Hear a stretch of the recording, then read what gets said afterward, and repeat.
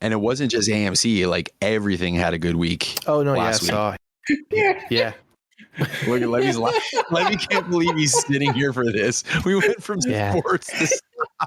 I'm just imagining Blackout and Shout podcast, like when in people's recommended under financial, Blackout and Shout. And then they hear me and Jed and are like, listen to these two fucking idiots.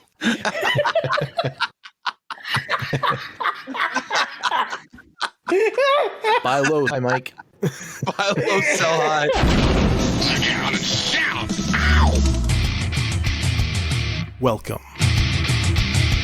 You have now tuned in to the Blackout and Shout podcast with your host, Mike Kincaid. Can I tell you that Baby Yoda just annoys the shit out of me? That's because you haven't watched The Mandalorian. Oh, look at Baby Yoda, so huge. Levy Curry. Some people do all sorts of crazy stuff, like dinosaur romance novels. Those are really a thing. Taken by the T-Rex. A billionaire dinosaur forced me, ravaged by the raptors. I wonder if there's audiobooks of them. And Jed Vargo. He was always like well known for wearing the Nazi outfit on. Captain Kangaroo? Captain Kangaroo. Didn't he have the... No. And he did not dress up as a Nazi either. So sit back. Mike, are you... Listen. Relax. Say transform and roll out. And enjoy the show. We are on episode 142. 142. Didn't I host the last time before last episode? No, you didn't. Nope, I did. No. You sure? No, that was me. Yep. Ugh. Excuse me. All right. So episode 142, right?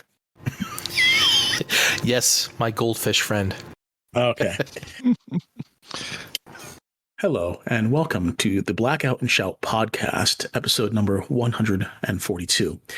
I'm your tonight's host, Levy Curry, and sitting to my right, virtually speaking, that is, Mr. Jed Vargo.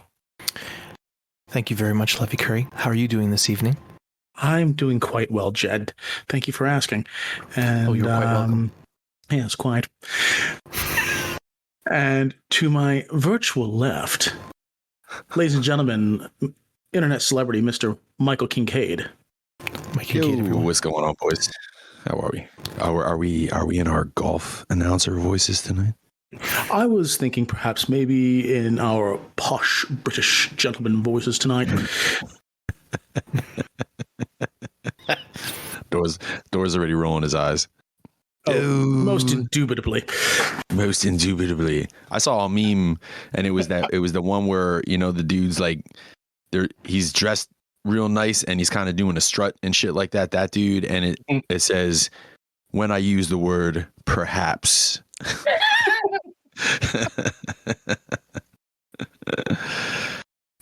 Oh, Mike, how you doing, man? I'm doing all right. I'm doing pretty good. I'm doing pretty good, Levy. Thank you. Yeah, well, that's good to hear. Yes. Jed. So, Yes. any hauls, plugs, shout outs, anything? What you got?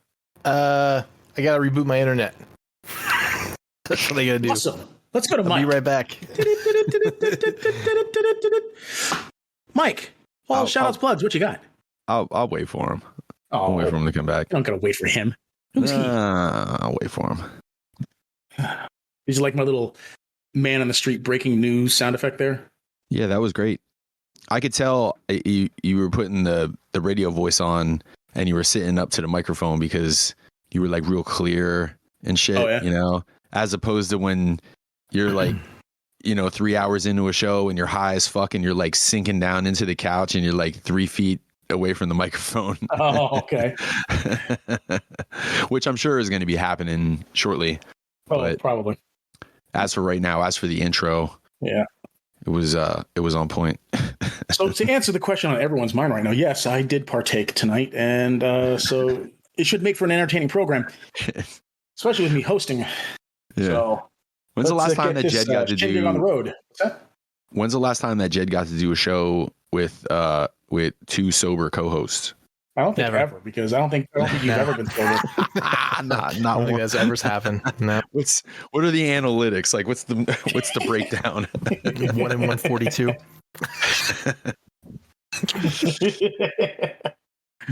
Oh, Jed is back. I am. Remember I told you a 15-minute thing? Probably another 15 minutes. I'll have to reset again. Yeah. Oh, yeah.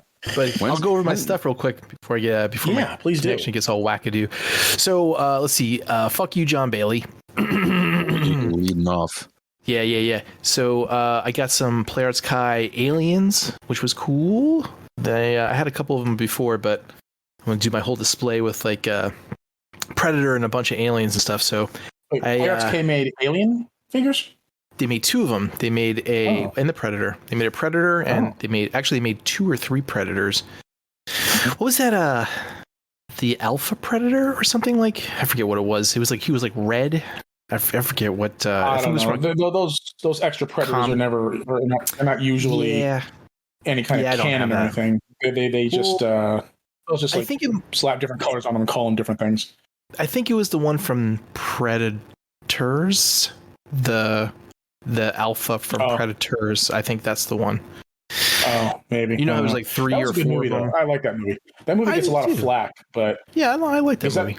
That's the one where they took them to the planet, to alien planet to hunt them, right? Yeah. With Adrian Brody. Okay, yeah.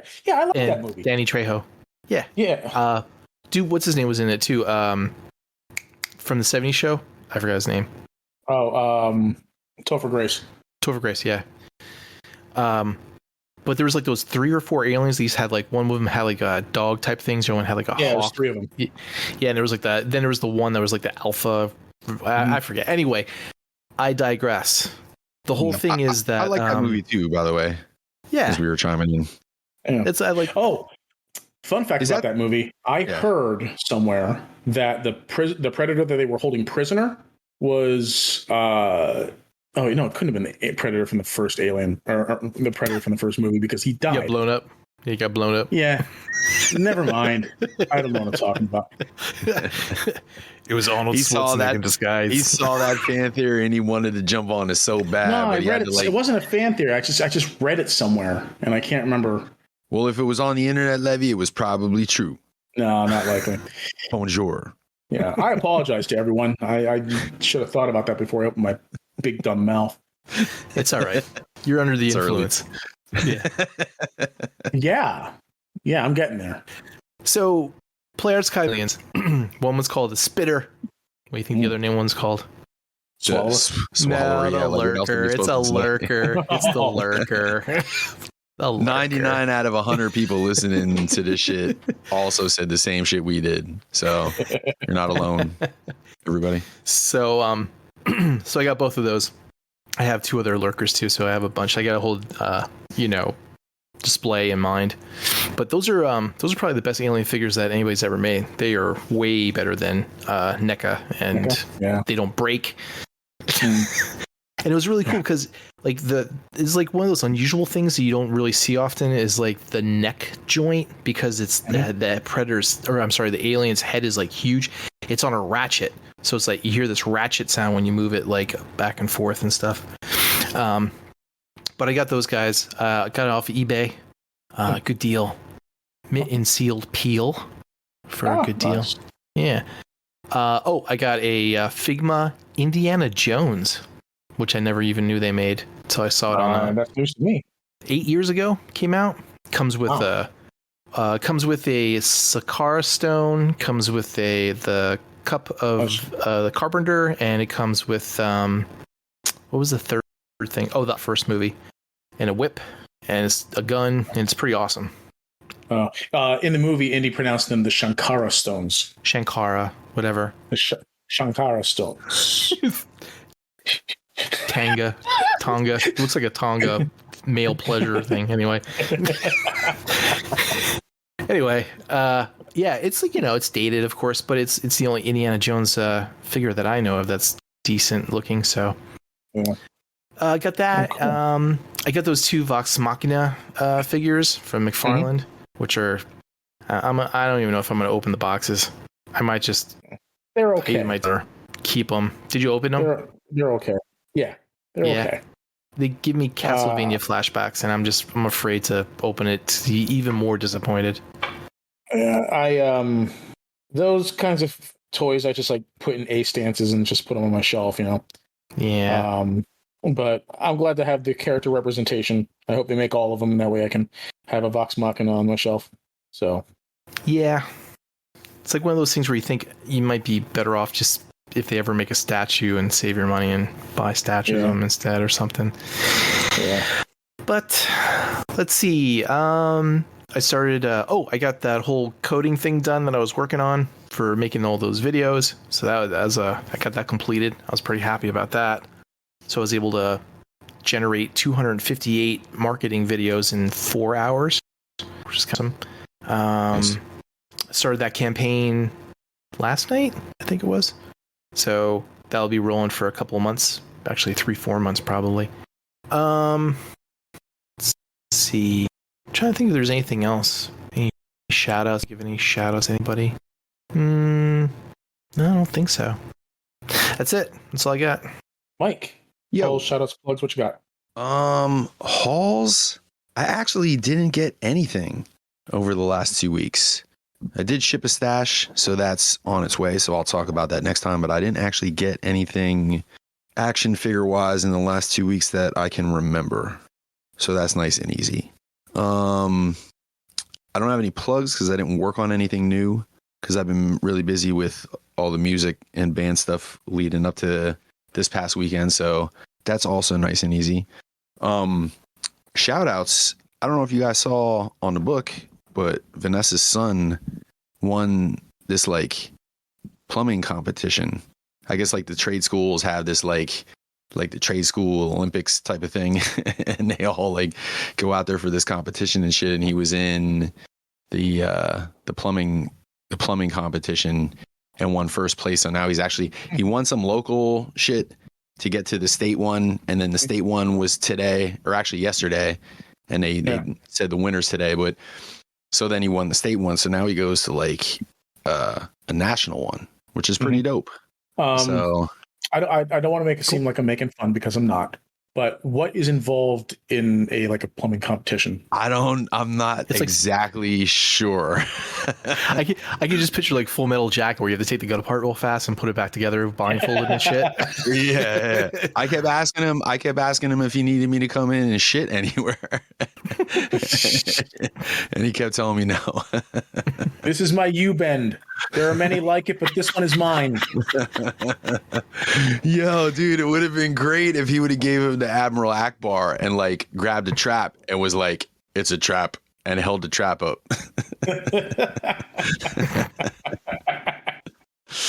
Oh shit. You could tell that Levy is on the brownie because he actually thought that was funny. What was that? What were those competitions that were on like Sunday mornings like a few years ago where they would have like the big guys like dragging cars with chains and then they have to run over and throw kegs around and then they have to like man competition. The world's strongest man. Maybe that's what they have to do that. They like take toilets and throw them up over walls and then they have to put them back together. I remember the beer the kegs. They throw the fucking kegs over their heads backward. Could you imagine dude, I want to be that big and hit a softball one time. Jesus Christ, man.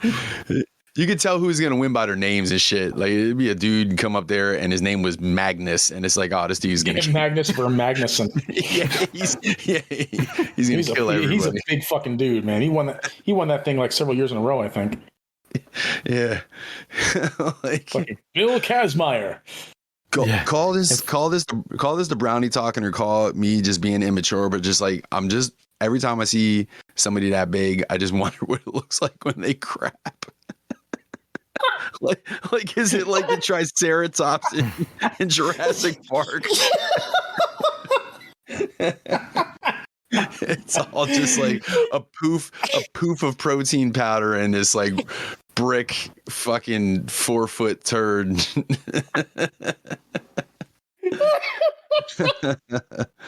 Oh shit, comes out like perfectly square. Right. You just pick it as a handle on it. You just pick it up. Oh shit. But anyway, yeah, shout out to DJ, man. Nice job, kid. Congratulations. We had the Angel Down show last weekend and it fucking went over really well. So that was good times. Had a lot of people there. There was a lot of people there. Cool. Is anybody still there? Yeah, still there? I said cool. Shout out to Phil, man. Phil drove all the way to fuck up here again from Maryland to check that shit out. Wow. A lot of people actually that it came from all over the place, but yeah. So yeah, man, we had a good time and a band of mine was cool. They played and we've played with them before, but they killed it too. And I don't know. It was nice to get back at it after 2 years off. So looking forward to the next one. Long? It was 2 years. Yep. The last one that we played was before the pandemic, like right before. It was like early March, if I remember correctly, because we were supposed to play in January and it was like a threat of snow. And we ended up not even getting really a whole hell of a lot. But with Tony driving up from North Carolina, it was like we would rather err on the side of caution before he came up for nothing. So we canceled it, moved it back to either the very end of February or early March and got it in, and then the world ended. Yeah. Yep. So, and that kind of had me a little nervous, man, because it's like I played with those guys for so long, but after that long and like just dusting all those songs off that I haven't played in forever because I've been concentrating on the other band and stuff. So I was a little nervous, but once we got rolling, it was all good. I played with my pinky and everything, Jed. Good for you, Mike. I am. Proud of you. I'm not proud of you. That's very nice.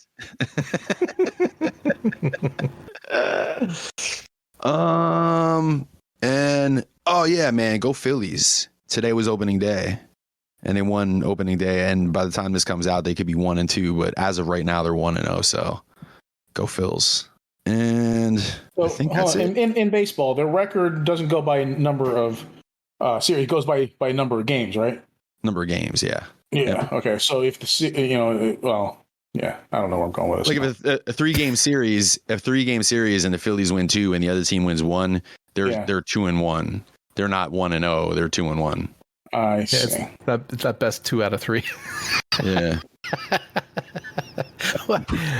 How many what's the total baseball games in a year?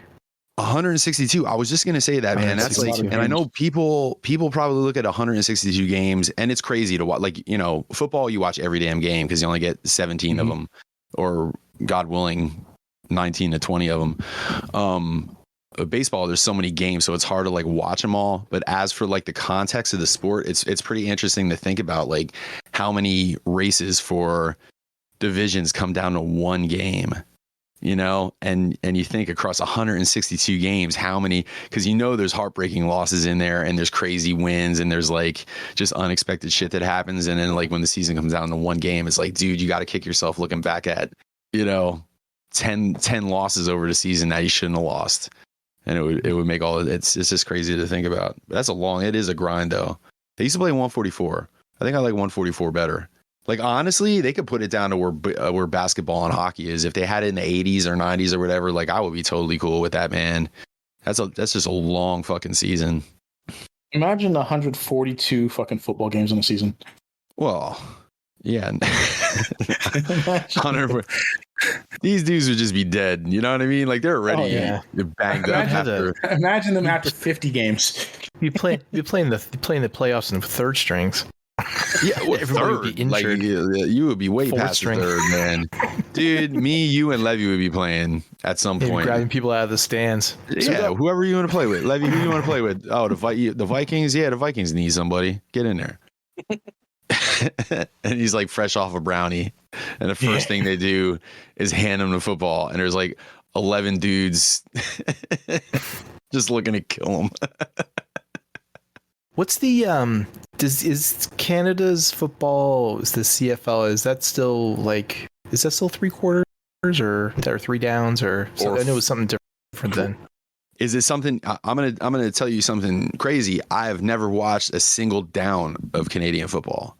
Oh. And not because like I think it sucks. I've never even seen it, but I only got so much time to watch. Watched, back in the day when Flutie was around, Doug Flutie, and he was from Canada, from fucking football. And I remember somebody giving him shit. I think they said they only had 3 downs in fucking Canadian football, or I forget what it is, or the times. It's something different. It's like fucking playing arena football where you can just fucking hit the wall and keep going or some shit like that. It was something different time-wise or whatever, where you weren't as taxed, at the end of the game as you were with American football. Kurt Warner came from. Did he come from the Canadian League too? Or he was arena. He was an arena league guy. You know what, dude? There's a fucking movie I was gonna watch and I never got around to. Yes, with fucking I saw Zach that. Levi. Kurt Warner. Yeah. Yep. Yeah. I haven't seen it yet either.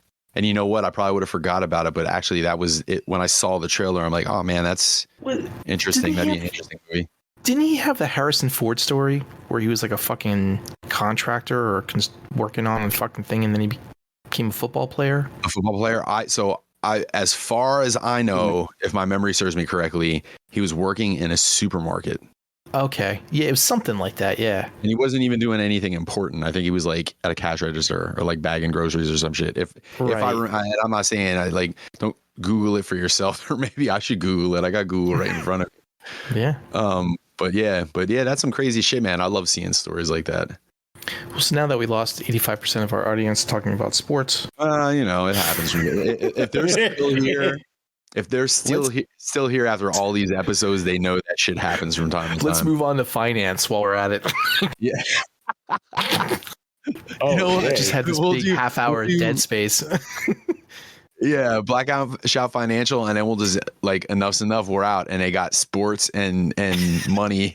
And it's all like, yep. It's like the nightly news, which is the sports. Yep.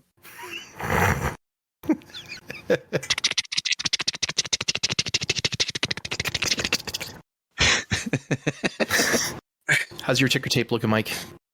I saw the AMC gains disappeared this past 3 days. We're really doing the financial? It did. Yeah, why not? Yeah. It went back. The whole fucking, you know what? Every time you think the bear market is ending, it doesn't end. Mm-hmm. So, and it wasn't just AMC, like everything had a good week. Oh no, I saw. Yeah. Look at Levy's laughing. Levy can't believe he's sitting here for this. We went from sports to stocks. I just imagining Blackout and Shout podcast, like when in people's recommended under financial, Blackout and Shout. And then they hear me and Jed and are like, listen to these two fucking idiots.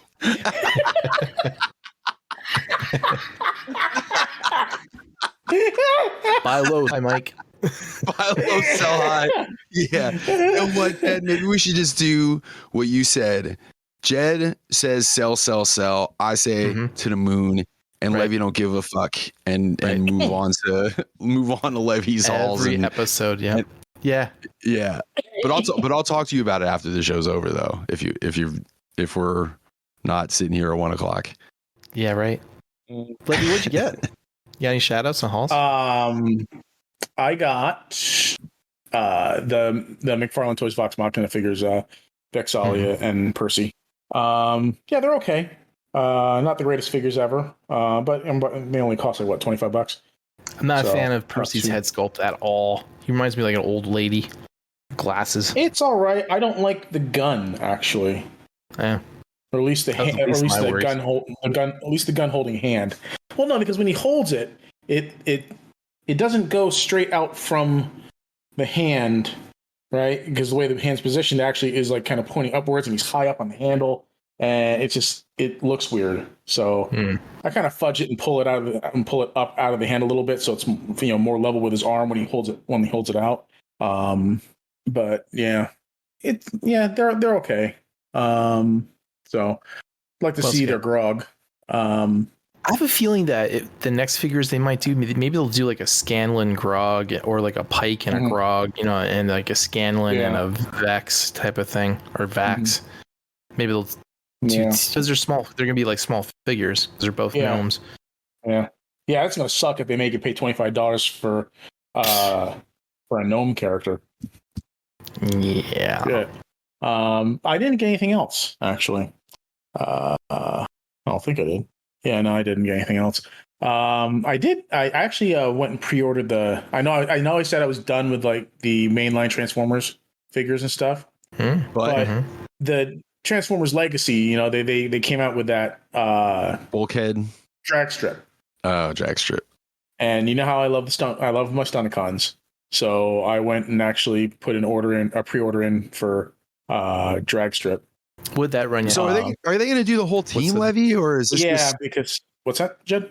I was going to say, what's the mainline pricing of that now? I think it was 25. I know. And what is that? Is that a deluxe. What scale? A deluxe scale? Okay. Yeah. But I think it might be the new deluxe scale because it's just a little bit smaller. But yeah, no, I saw it today. I can't remember who posted. It might have been on Dame Chalk.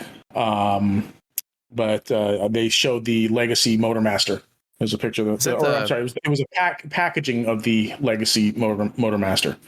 Was there a picture of the toy on it? Sorry. What's that? Was there a picture of the toy on it, or was it art? I think it was a picture of the toy. I can't remember where I saw it. Might have been from Hasbro itself, actually. Is that the same scale as the Collider Wars? That shit. Probably maybe a hair smaller. It's probably it would be the well, yeah. I would imagine it'd probably be close in size, but I imagine it'd probably be a bit smaller because of the way they lowered the sizes of each scale. So like the figures just got smaller in general. Gotcha. Yeah, so I decided to just get the Legacy Stunticons. That's all I'm getting. I'm not getting any more of the Studio Series Dinobots or anything like that. I have the Grimlock, and I might even, that was never open. I may end up trying to sell that. So, but yeah, so I just want to get the Stunticons, and that's it. Cool. Levy, let me ask you something, because you have like a Masterpiece and a Chug collection. Did you ever look at one or the other and think like, I got a bunch of the same characters in both scales, and like picking one direction and using that entire other half of whatever direction you don't go in as like space to be used for other franchises or other things that you would want to collect that you don't right now because you got a lot of Transformers? Well, I usually only get like the Stunticons, Optimus Prime, a few others like in different size scales. Black repaints. Yeah, black repaints. So, but like, yeah, none of my Chug stuff's really on display, or will be on display. I just have too much other better quality stuff to put out. Yeah. Minus the shit. I forgot what's the alternate. Cross dimension. The cross dimension stuff. You have those out, right? Yeah. Yeah, some of them. Well, maybe just those. No, see, the thing is, I don't consider cross dimension Chug scale. What scale do you consider that? I consider it its own scale. The scales with I consider like the general scale of like what's the company? MMC, their reformatted line. Planet X. It's like a big Chug scale. Yeah, but I don't like using Chug because that carries certain connotations with it. And like as far as size goes, I consider like, a scale in between Chug and Masterpiece. I'll tell you this right now. If we could go back in time and completely change the scale of everything, and Masterpiece scale could have been that MMC scale as well, and that was just like the Masterpiece scale, I'd be all fucking for it. Yeah. I would be all for it. Really? I would have made it bigger, I think. I would have went a little bigger. You'd make it bigger. Yeah. I think we all would have if we had the option. You're shitting me right now. Nah, man. It's hard to hear the sarcasm until you start chuckling and shit. There you go. All right. That's better.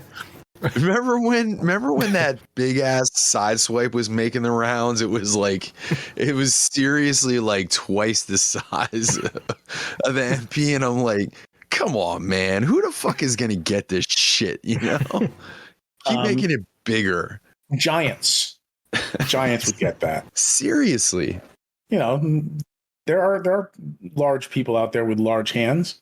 Yeah, you're one, right, Mike? Less large hand figures, right? There would be that. You know what? That would be the one bonus. That'd be the one bonus. Because that little tiny shit that you need spudders for, you actually be able to like get your big fucking meat hooks in there. Yeah. And they'd be all made of wood. But then it would be bigger. No, see, I know how it would end up going. They would be bigger, so then they could get more fucking intricate. Yeah, no thanks. Well, that's what 3A did with their DX line, right? Yeah, which is cool, but they don't transform. So it's like, you know, there you go. Flame Smart toys, move, actually. They're bigger than MPs, right? Can you believe I never saw one in person? No, they're actually pretty small. The $400 ones. Yeah, they're pretty small. They're like, I think the one was like 8 or 10 inches. Really? Because the Tarn that I looked at the one time, I thought it was pretty big. But then again, I didn't really, pick it up. I was afraid. I didn't want to break it and fucking have to pay for it. So I think, I don't know. I'm pretty high right now. So my memory may be fuzzy. Those chugs are huge. The chugs.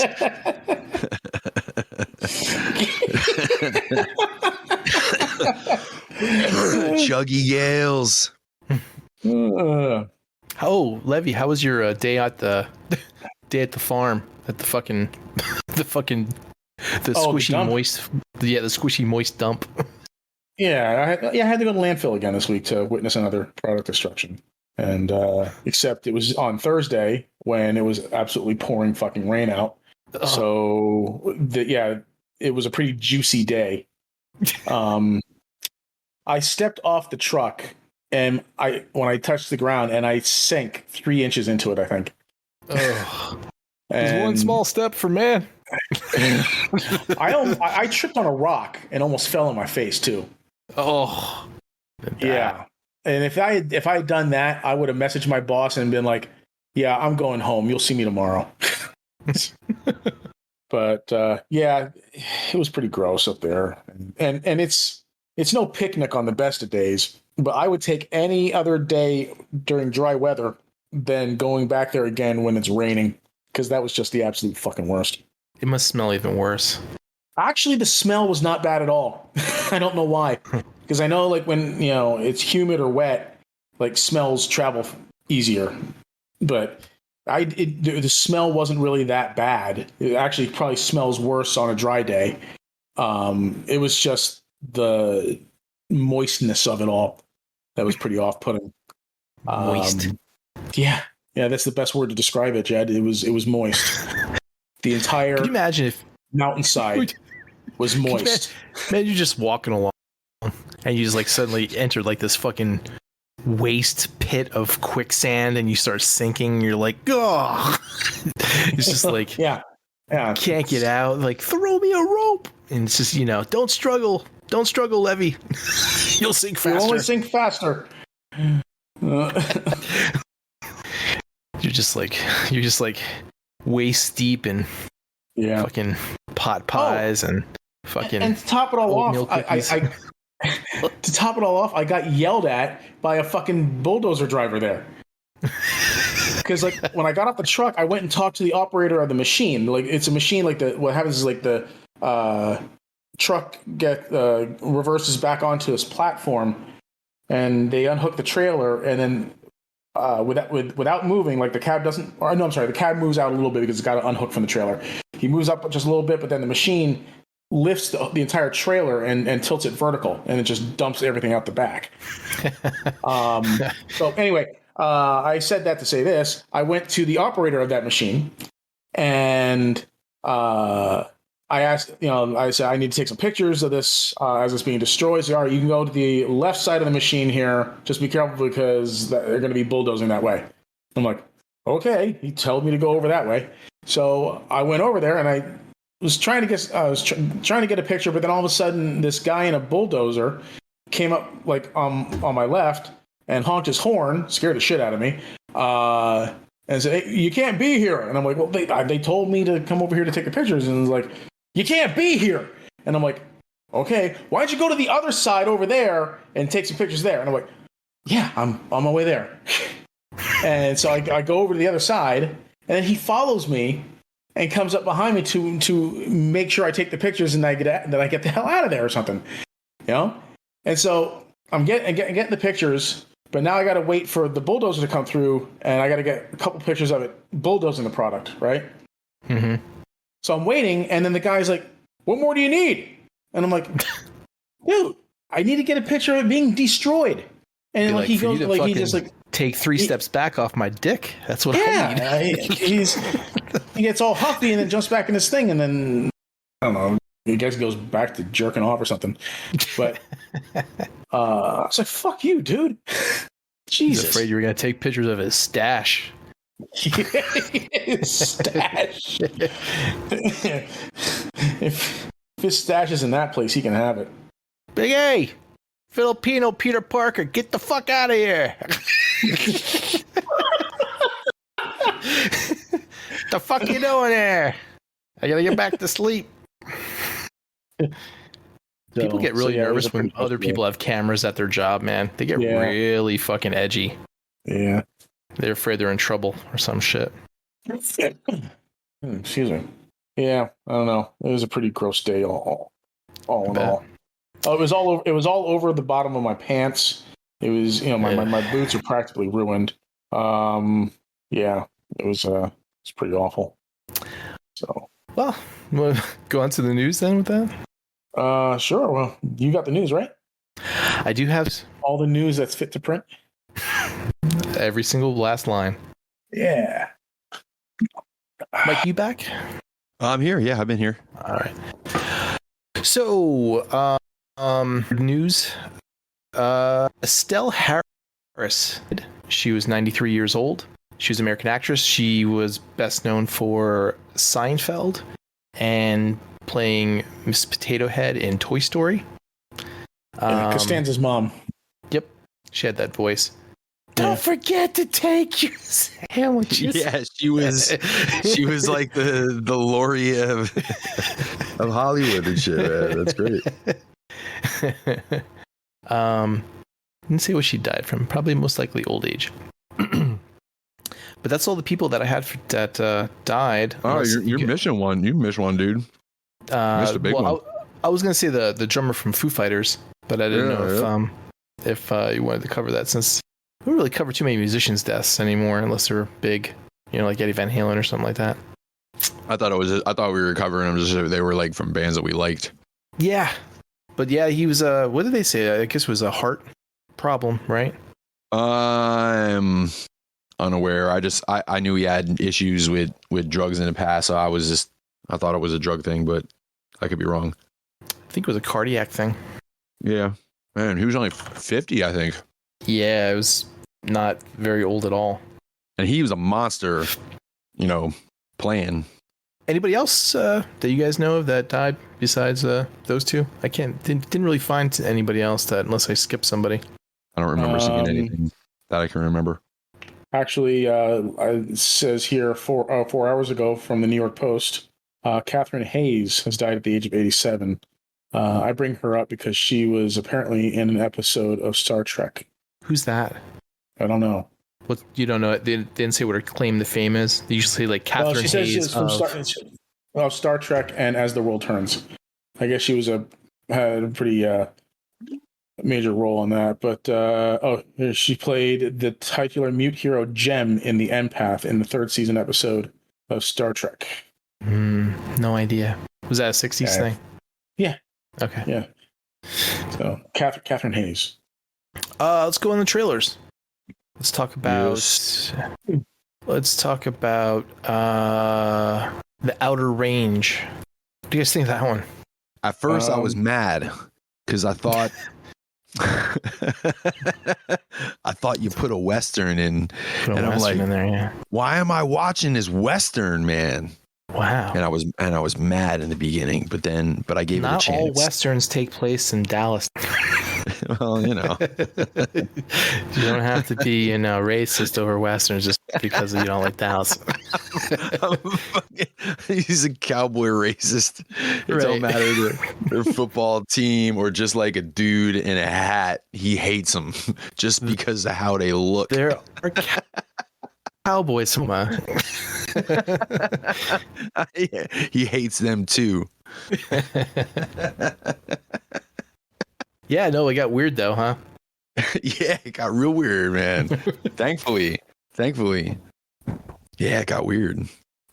But I don't know what to think of it. I've never seen a Western horror before. Yeah.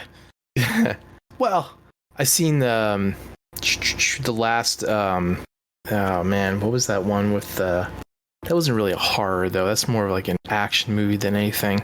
The Purge. The last Purge movie was sort of like a Western-ish type of movie. I would consider that a horror, like Purge movies to be horror movies. Yeah, I'll give you that. Yeah. It's a Western horror. Wow, look at that. There's 2 of them. You should watch. You should see Bone Tomahawk. Oh, I saw that. Was that with Kurt Russell? I believe so. That was really good. Yeah. That Bone was good. Tomahawk sounds like if Rob Liefeld named a Western. That would be Blood Tomahawk. Blood Tomahawk. Yeah. No, that's a really good. If you haven't seen that, Mike, that's a really good horror movie. I like that a lot. Yeah. Yeah, that's really good. Yeah, Bone Tomahawk. It's a Western, like people in the hills kind of horror. Yeah. Right. No, that's good. We should do a top 5 Western horror video like for the channel, and it'd be really easy to do because there are only 5 of them, so like we can't even fuck it up. Well, would you consider it from dusk till dawn Western horror? Like modern Western horror? Man, Interesting. That's one of them in betweener. Like, I don't know if I would call it a Western, but I don't know if I wouldn't. Like a modern Western.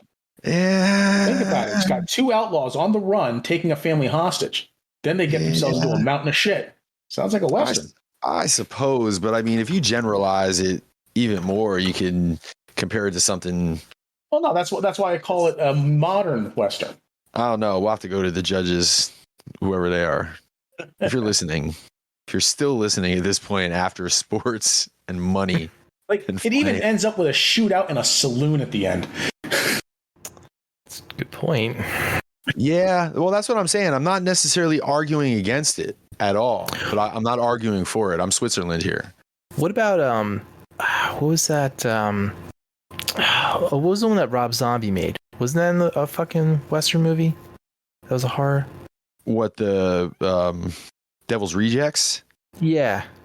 I never saw it, so Yeah, I don't know, man. See, I associate Devil's Rejects with House of a Thousand Corpses, and like to me that wasn't a Western. So just because like it took place in the desert, I guess the next one.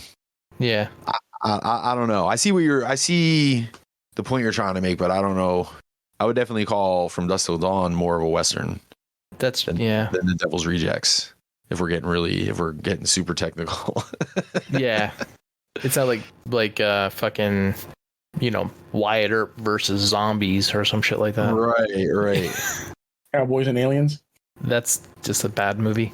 You can consider it a horror, I guess. No. I was saying, never mind. I wasn't actually offering that as an example of Western horror. It was following up on something. It was a horror, all right. Comic book was great. Movie was terrible. The movie was weird. What are we talking about now?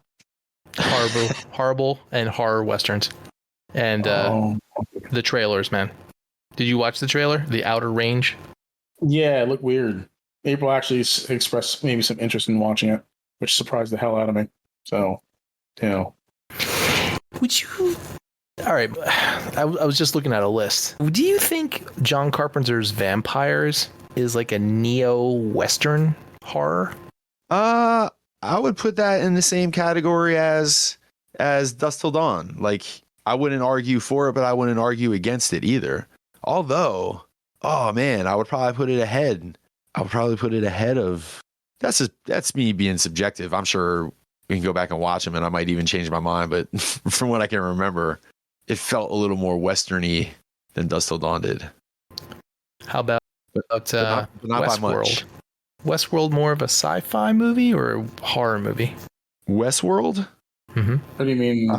I never saw. I don't know what is it. Wasn't that a TV show? I thought that was a TV show. It was a TV show. Well, it was originally a movie in 1970s. Yeah. I'm completely unfamiliar with both. I wouldn't consider it horror. I would consider it more sci-fi. More sci-fi. Yeah. I mean, it had some creepy elements to it, especially like when the hosts were awakening. Like with like Dolores's journey and whatever. There were some creepy elements of that, with like when she slapped the fly and everything and whatnot. And shit. The funny part in this screen, what are we talking about again? In this screen rant. Sorry, it's happening. I know. Alert the crowd. Alert the crowd, man. It's happening. In this screen rant list, they actually list High Plains Drifter and Pale Rider as 2 Western horror movies, the Clint Eastwood movies. Which ones? Because Pale Rider and High Plains Drifter. Pale Rider sounds like the name of a porn that I would want to watch. Directed by Clint Eastwood. Not so much.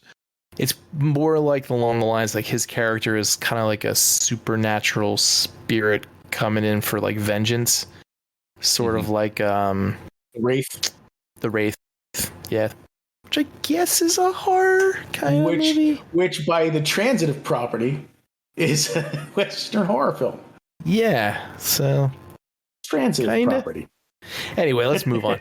Wait. One more. Okay. Let me throw one more ridiculous one out there. All right. And maybe I'll just blame it on the brownie if you think it's too stupid, but would you consider the original Ghost Rider a Western horror? No. The original Ghost Rider character maybe, but not the first movie. No, I think he's talking are you talking about the movie? I'm totally talking about the movie.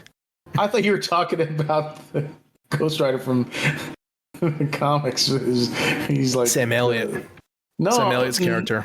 No. He's the just like the Phantom. They renamed him the Phantom Rider, I think.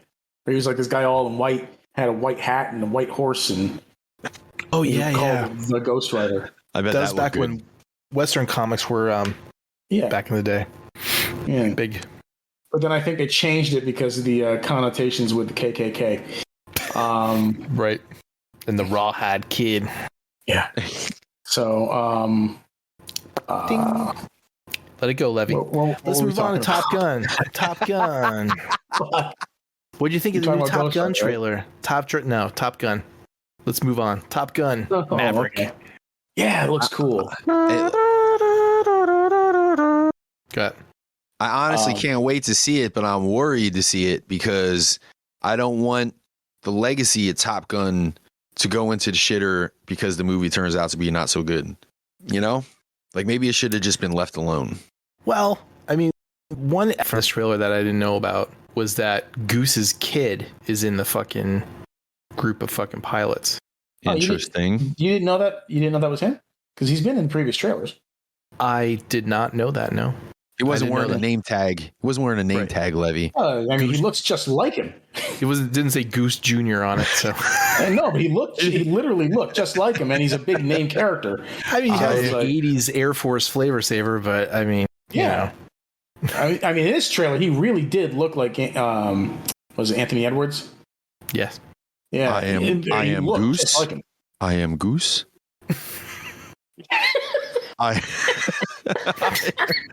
am Goose. What? Levy's high. He got it.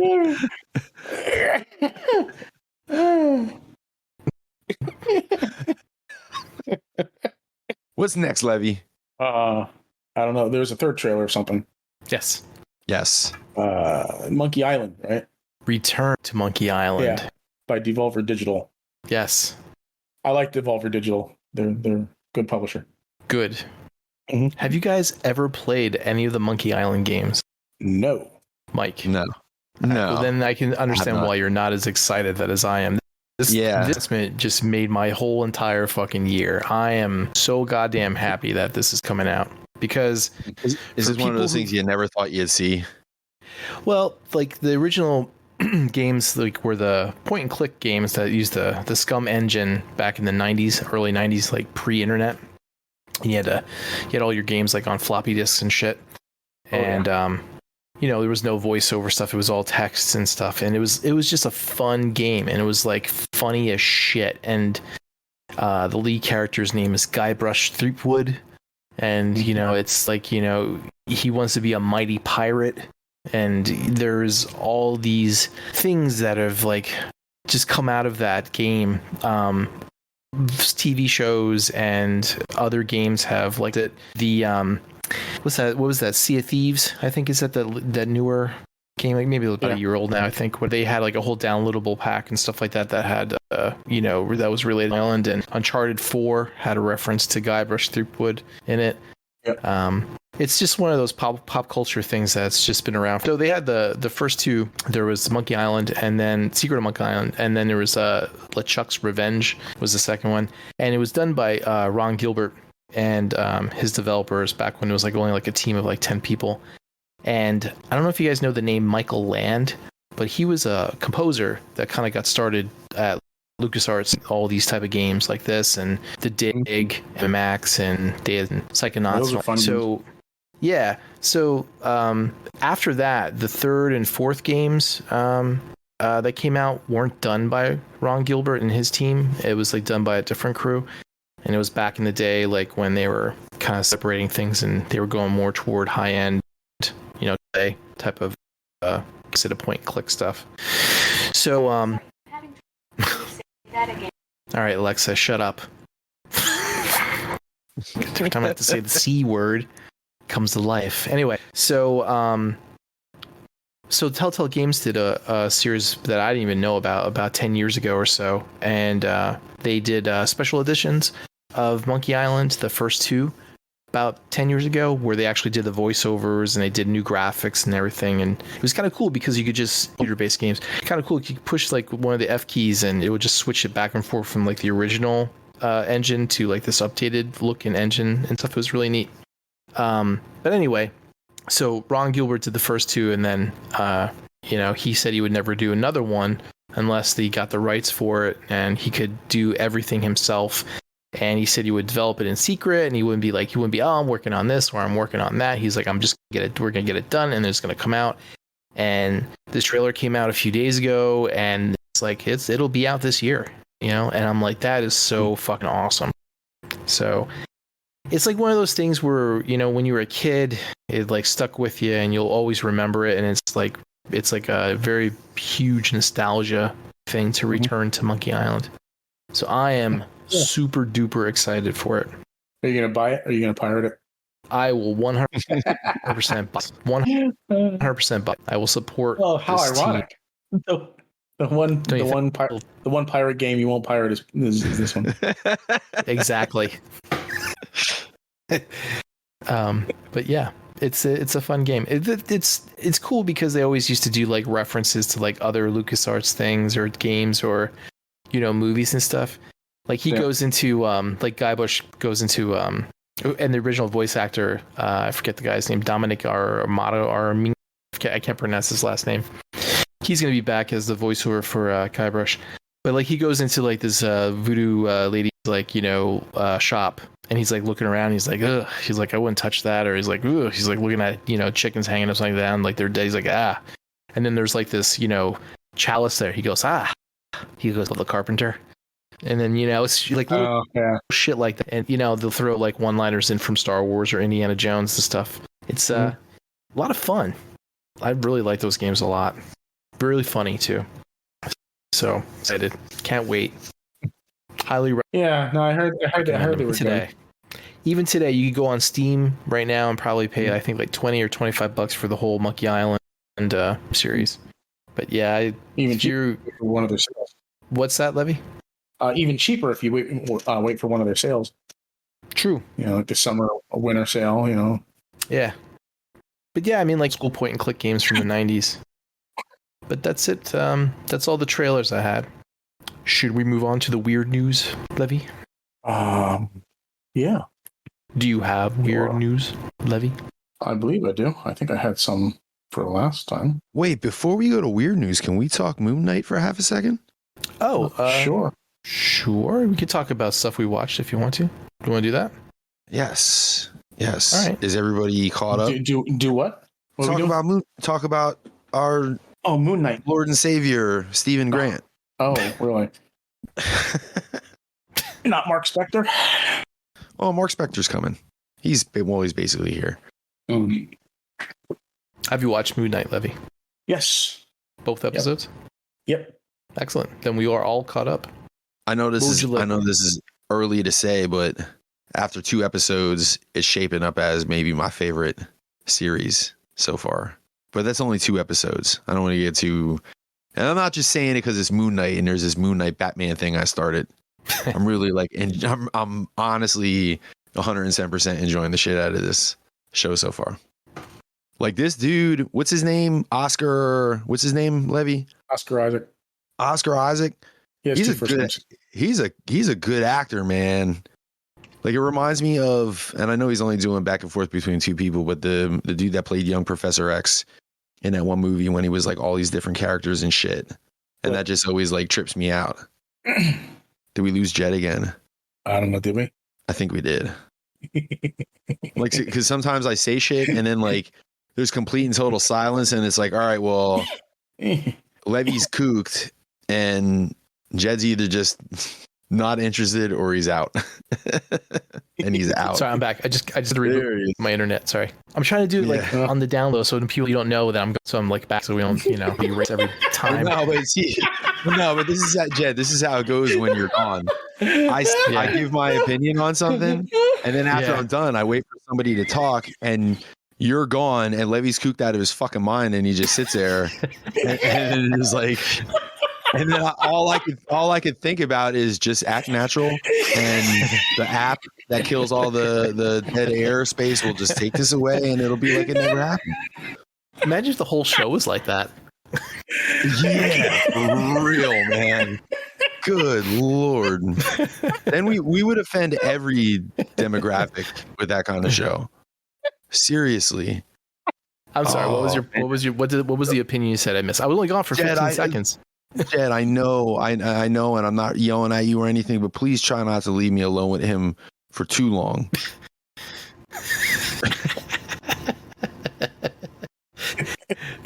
I heard you say it was your favorite series, but it's too early to it's too early to really like and then commit to that. But you said Oscar De La Hoya was your favorite actor. Well, I didn't say Professor X. You just see now. This is how I get my balls busted because then people will actually start saying that I said that. You said he was a very good actor. He is the duality very well. Yeah, very well. Yeah, like the confusion is real, dude. There was a couple, and I can't think of them off the top of my head. Oh yeah, when he's getting fired. And the dude is trying to talk him into going to see the counselor. And he's like, and then he starts talking about how a lot of people like are going through the same shit or whatever. And the guy says to him, well, see that you're not alone. And he like takes the sip out of his coffee cup as he's going, well, that's part of the problem, isn't it? Like the way he fucking said it was so fucking funny, dude. Like he got the really like flustered thing down to a T. When an actor can convince you that the characters he's playing are actually like very separated, that they feel like 2 different characters, but it's the same person, that's really good acting. The funniest part I thought it was when he was there with the security guard, and the security guard goes, he's like, all right, he's gonna blow your mind. He's like, wait for it, right here. He's like, are you crying? He's like, yeah, a little bit. Yeah. Yeah, that was good. What did he call him when he turned into Mr. Moon or Mr. Knight or whatever they call him? and then like he looks at it and he sees Moon Knight in the reflection. What the fuck does Moon Knight tell him? Like when he says, "What's up with the suit?" He's like, "I told you you're supposed to look like one of the followers of Khonshu, not something." And I can't remember what he said, but I remember it was funny as fuck, man. It was a supernatural Colonel Sanders. Is that what he said, or something? Yeah, it was something like Sanders. That. Yeah. Yeah, that shit had me fucking dying. Yeah, he was, man. He was really good in both roles, you know. Like he definitely. Yeah, it's crazy. What a good show. Yeah, And I like where it's going. I like the story too. I'm sure there's a lot of people out there who are fans of Moon Knight. You know, the diehard fans of Moon Knight that don't like where they're going with everything, like the suit and the way Mr. Knight's being portrayed, and you know everything else. So, well, here's what you gotta figure though. Like if somebody off the wall, and we can call Moon Knight off the wall. Let's be honest. So, like finally gets a movie or a series or some shit. You got to be kind of psyched, man. You know, like I try to put it in my own, like if I was in them shoes, it would be like if Darkhawk got a series, like if it didn't come out, you know, swinging exactly the same type of way that it did when the comic book came out. I wouldn't be too disappointed. I'd just be psyched that like somebody saw fit to do a Darkhawk series. Would you put Snake Eyes in that same subpath type of, you know, Snake Eyes? Because that movie kind of sucked and they went their own direction with it. Yeah, but I would say that Snake Eyes is a way more popular character. Like when you think of G.I. Joe, sure. one of the very first characters you think of is Snake Eyes. Right. No, I'm with you. Yeah, I mean, and plus how many diehard Moon Knight fans are there? 10? Maybe. So there's 2 on this show right here. Soon to be 3. That like have tattoos of Moon Knight on their arm, and they've had like every single comic book, you know, that was ever made, and you know, talk to Khonshu every night. So when we were watching the first one, and she's sitting right in the other room, so she might hear me and come here and give me the eyeball, but Vanessa never heard of Moon Knight before. And then we watched the show, and then when he first like showed up for the first time, looking all Batman and shit, except like white Batman with like a moon on his chest or whatever and a glowing eyes, she looked at me and I could tell she switched right there and then Batman to Moon Knight. I think he already twisted one fan away, first in a line of many, like first in a line of a couple few Moon Knight fans. But all joking aside, though, I'm seeing a lot of people digging it. I haven't seen anybody like really trash it yet online. Just those hardcore Mr. Knight fans. Amazing. Yeah, the Mr. Knight fans, yep. But they have a lot of Cheeto powder on their fingers, so you can't really take them too seriously. I did like the cinematography when he's running over the roofs and he gets to that corner and he kind of jumps up around the corner stuff. Yeah. It was different from a different motion and the angle of the way things were done. And it was unique compared to a lot of it was like real close, but it was like done like in a dynamic way. And I really liked whatever the hell cinematography they decided to use there. Khonshu's character design is awesome. Yeah. I think he's really well done. Yeah, I think he's really well done, but it's weird because his voice, it's kind of like when I heard Bane for the first time, Tom Hardy's Bane. I'm like, well, that's not really how I pictured that dude sounding, you know? And Khonshu, who the voice sounds a little too, I don't know. It's just not how I picture. He sounds like the narrator of the game The Stanley Parable. I never played that. That's and the guy that does the voice is. Do you know what I'm talking about, Jed? Abram. Yeah. The Parable's awesome. Yeah. Oh, speaking of, didn't you, when you watched that thing on Quarter Crew, didn't you kind of think like right away of the Stanley Parable watching it? Which one? The video that kid did of being in the office and stuff like that, getting chased by the sick people. Yeah. There's a whole freaking video series based on that shit. Like that's like it was like some sort of it came from some sort of a creepypasta. Yeah. So, but back to Moon Knight. Yeah, man, I'm digging it. I didn't see the new Batman movie, but I'm sure that so far it's better than the new Batman. Yeah. Count on it. Okay, so actually, I have a question. I like it enough that I might actually buy the Hot Toys. Thinking about it. I'm waiting on a Hot Toys of what? Moon Knight. Oh. I'm hoping for a Mafex or somebody to do them. And I don't even care if it's old school or the new one. I think the new one looks cool too. See, the thing with the Hot Toys is that his eyes they light up. Yeah. I understand. You're not a 160 collector. I just not I can't do it. It's just too much, man. Like I would really have to narrow that shit down to like, all right, who are my like 8 favorite characters, and that's all I can get. Let's see. The X-Men, should I get Wolverine? Yeah, right. Right. Just go down that line. Oh, speaking of Hot Toys, Levy, I saw that your Superman was going for sale on Macari for $800, I think it was. Really? It was really high, man. What Superman? Which one? Christopher Reeve has. Christopher Reeve Superman. Is that the one that you got at the ZoloCon when we walked through that fart that one time?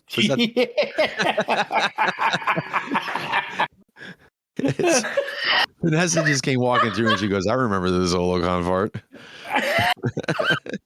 The ZoloCon fart. There is. That's another list we should do. We should do like top 10 farts all time, and like and that's definitely on the list. That's probably high on the list, man. Because think about how bad a fart got to stink to smell that bad in a con, you know? Yeah. Yeah. I think it was a stink bomb that somebody just dropped on the floor. I hope it was something like artificial. I really do, because if it wasn't, that dude's sick. Yeah. He need to get to the hospital. He might have been dying right there as we spoke. He need to get his stomach pumped or some shit. And then it was by the food stand, and it's like, look, at people are still getting fed. Like, how fucking hungry are you? You know, and I no longer had an appetite after I walked through it. You know, and there was some dude up front just sweating, just holding out for them fucking chicken fingers. And he's walking by. He walks through there. He's like, "Enjoy your meal, folks." Yeah. What's that called? Crop dusting. Yeah. Yeah. It was a total crop dust. And don't get me wrong, I don't hate the move. I just hate the fact that I was unlucky enough to be collateral damage in that situation, along with a lot of people. Watch me find out years later. Vanessa tells me it was her. Yeah. Has she pass gassed at all? No, not yet. No, there was only one time. There was one possible time I might have thought I heard her from that one rip. I don't know if she wants me talking about that on the podcast though. But there was this. Okay, maybe because, all right. Since you're engaged, you know, maybe Vanessa, do I have permission to talk about the incident? The fart incident? Okay, she told me I could. So here's what happened. One night I was up late and we were sleeping. We were downstairs, and so I was down at one end of the couch and she was down at the other end of the couch, and the dog was like next to her. You know how our couch is in the shape of like a J. Mm-hmm. They were on the little short end, her in the corner and the dog next to her on the short end of the L. And then I was down at the other corner. And they fell asleep first before I did. I was up late, you know, watching movies or whatever. And I heard a fart come from that direction. And had it been only one fart, I would be comfortable with telling you that I wasn't sure if it came from her or the dog, because that's the direction that it came in. But I crept down towards her end of the couch and I positioned myself equal distance from the dog and her, like right in the center, so I could judge in stereo just in case another one came out. and it did, and it definitely came from her direction. So I have her down for one fart in 5.5 years, which really, honestly, is still Hall of Fame level significant other. You know, would that be 2? What's that? Wouldn't that be 2? Well, the first one still could have been the dog. You know what I mean? I can't necessarily blame, because I wasn't in the right positioning to determine which way. You know? Gotcha. Like, do I think it came from her? Yeah, but I can't prove it. You know, the second one was provable by forensic science. Yeah, my wife walks in the room and just fucking starts shitting everywhere. Oh my god! I'm like, can you please stop? The fucking house smells. Guinea pigs are looking at you weird.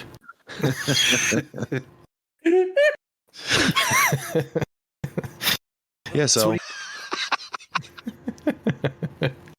oh, Mike, Yeah, it's cool. I want to get Yes. your opinion.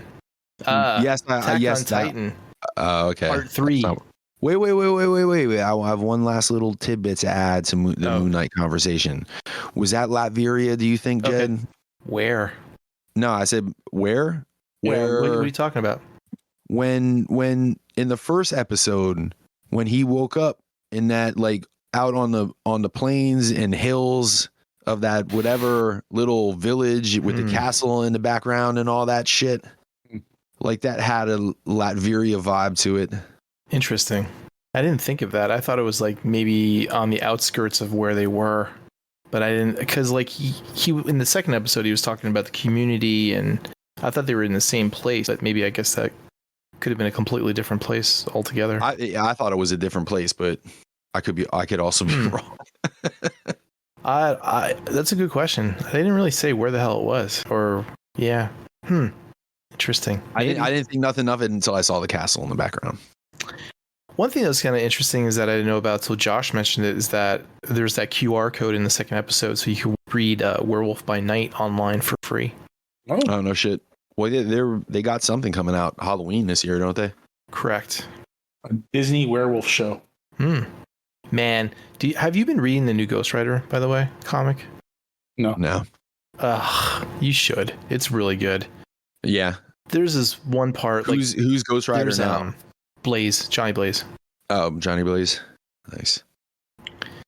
So he's like, I don't want to spoil anything for it, but he makes it through, like, gets to this motel, and like there's a creepy like manager, and he has like this hallway that's like has the two-way mirrors in each room, so he can like walk down this hallway and look at everybody's fucking room for the two-way mirror on the opposite side. Right. And apparently he's been like feeding this fucking monster at the bottom of this hallway in this cave and shit, and he kidnaps his family, his wife, husband, and fucking daughter, and this big giant fucking monster comes out, kind of like a rancor type of thing, and like grabs fucking the husband and like starts fucking eating him like in half and shit. And the motel manager is like, you know, he's like, he gets like, you know, some weird fucking pleasure. It's very horror-esque with the way it's written. When Blaze is like at this motel and he fucking, you know, finds out what's going on, he turns into Ghost Rider, and there's this great fucking part where he runs, the bike comes into like this cavern where they're at, and the turns and looks at him. He's like, "You're not supposed to be here," and then he just like, Ghost Rider looks at the fucking the manager of the motel, and he fucking points at him, and he goes, "Penance," and the fucking dude takes his head and snaps it and fucking just falls over dead. I'm like, holy shit's awesome. They basically power word killed him. Yeah. It was the best. They basically told him to snap his own neck. I was like, what? And then I thought to myself, point at him, say, die. They won't do that. Yeah. And I was like, they won't do that in the Disney. It's, you know, all these cool things. Yeah, it's kind of interesting that you brought that up, because Moon Knight they're gonna have to find a way to tread that line too with Moon Knight, and they've been doing it so far by just putting the kills off camera, but right, or making it like weird creatures, you know, that were right summoned and people. Could you imagine like Ghost Rider doing an ad for Disney Plus? I'm the spirit of vengeance, and this is Disney Plus.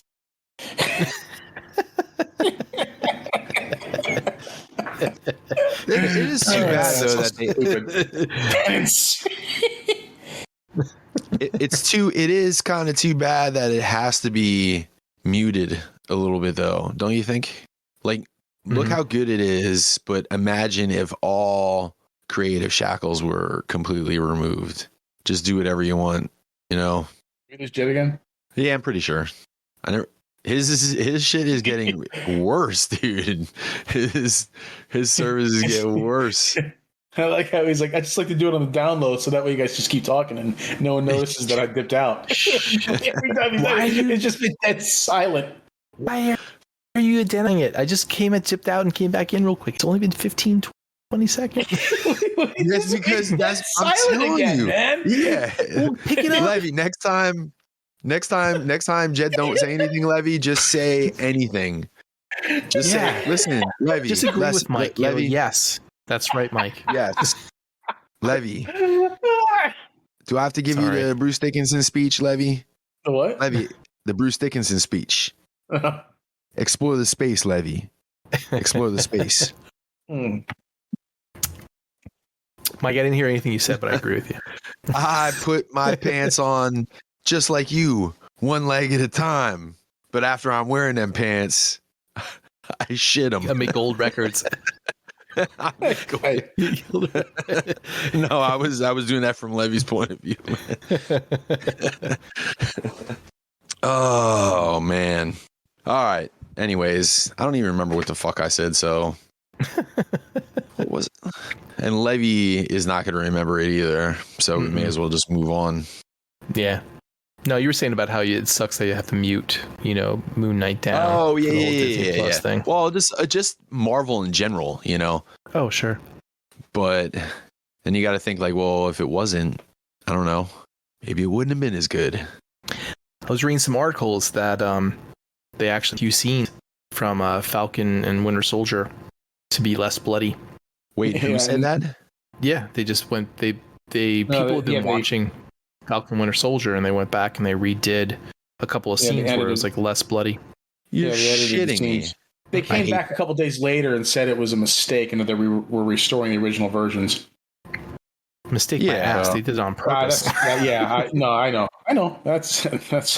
You didn't see it, but there was air quotes when I said. Yeah. Oh, right. No, I didn't see it. No, because I forget that I'm on a purely audio medium right now, and you can't see me doing the air quotes. So, good job, Levy. Yeah, man. I don't know. There just has to be kind of an understanding. Like, listen, it's superhero shit, and superheroes are going to do superhero shit. Violence is superheroes are going to do superhero shit, and villains are going to do villain shit, and there's going to be violence. It's going to be Wasn't there back in the 90s? Maybe didn't Disney back like a death metal band or something like that? Wasn't there like a? Did they back a death metal band? Yeah, I think they were producing the record, or was it Danzig? I don't know. There was something like that. I can't remember what it was. Disney. Could you imagine? It was something like that. I remember reading about it. I don't know if it's real or not, but I thought there was like a Disney sub company that promoted death metal records and over it. It was Gigi Allen, Jed. Him and Mickey would just come out on the stage and just shit on the floor. Yeah. The only thing that they would back would probably be like Spin Doctors or something. Anyway. Attack on Titan Part 3. How excited? Yes.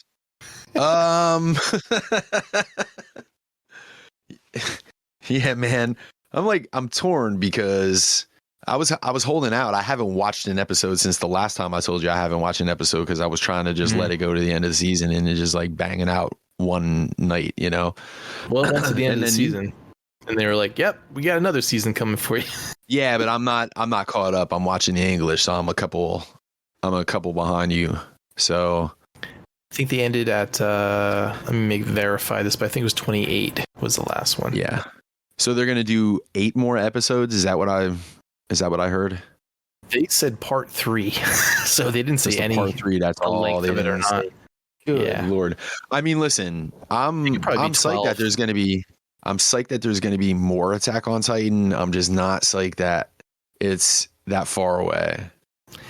Yeah, I would have probably preferred a movie at this point instead. I'm with you. Because it's 28 episodes for seasons 4. Yeah. I kind of want to ask you if Gabby fucks anything up moving forward, but I don't want any spoilers. So I'm not actually going to ask you, but I just wanted to say that out loud. Yeah, no, I know, I'm good. Because I don't will, your love of Gabby. Something for you. Where you're surprised. Yeah. there was a news article that was Michael Bay was being interviewed for Ambulance, I think is that his latest movie, and he was talking about how he was in I'm sure. He was talking about his test screening for Transformers movie and how he was sitting there and talking and he said like there was like 2 rooms. One room was like more family with kids and shit, and another room was like more adult type of thing. And like the room was like, you know, they were liking it and stuff, and then he was like, you know, oh man, he's like, this is gonna bomb. He's like, what did I do? I made a fucking robot movie, you know, it's like or whatever. And he went into the other like adult thing. He like sat down next to some guy. He said, what do you think of it so far? And the guy goes, meh.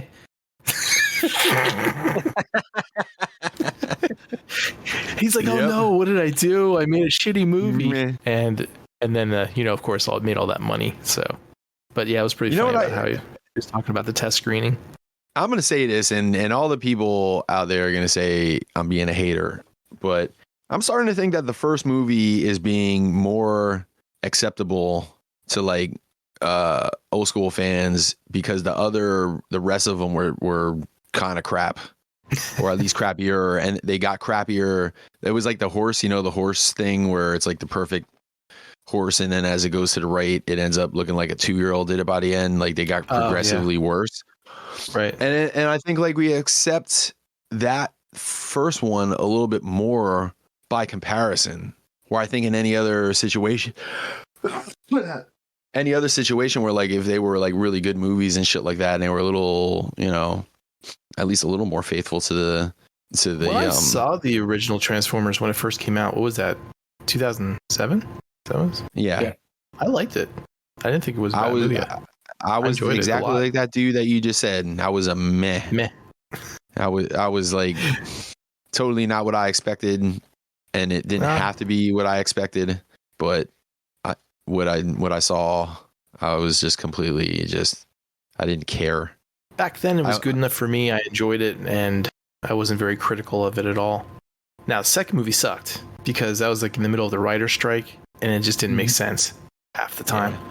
And the third movie was just like, and then after that, it just got progressively worse. So, yeah, I feel like they were trying to do them worse towards the end on purpose. Like, yeah, you know, what was it? Was it the fourth one where they were in the junkyard and there was a little baby like Slags running around and shit? Like, come on, man. You know what? Let's move on.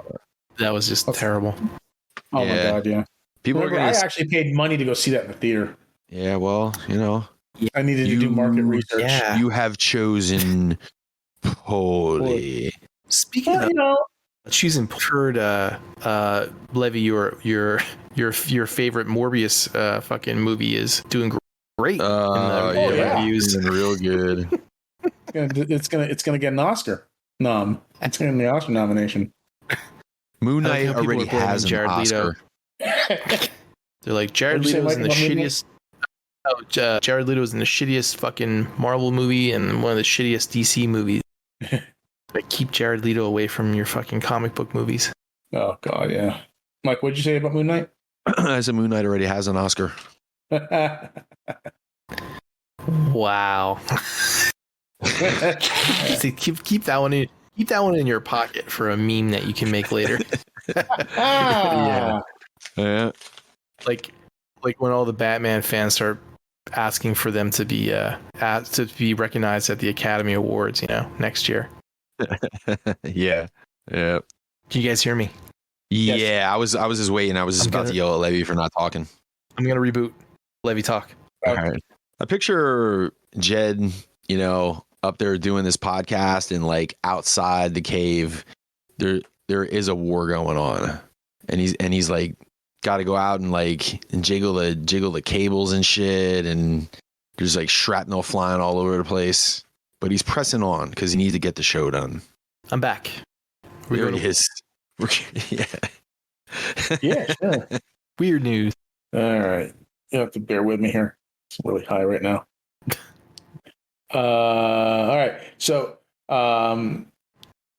the Finnish soldier who took his entire troops' methamphetamine supply while skiing away from the Russians. This is a story from dating back to World War II. This is actually posted in IFL Science. Yeah, so on March 18th, 1944, a Finnish ski patrol troop was behind Russian lines when they were ambushed. They managed to escape during the ensuing firefight, but the Russian soldiers pursued the men. So apparently, feeling exhausted, a Finnish soldier named Imo Koivunen, check my spelling or my pronunciation, remember he had the whole troop's supply of pervitin, also known as methamphetamine, stored inside his pocket. This drug was given to soldiers at the time to keep them awake whilst on duty. He popped a lot, like Popeye eating a big can of spinach. That's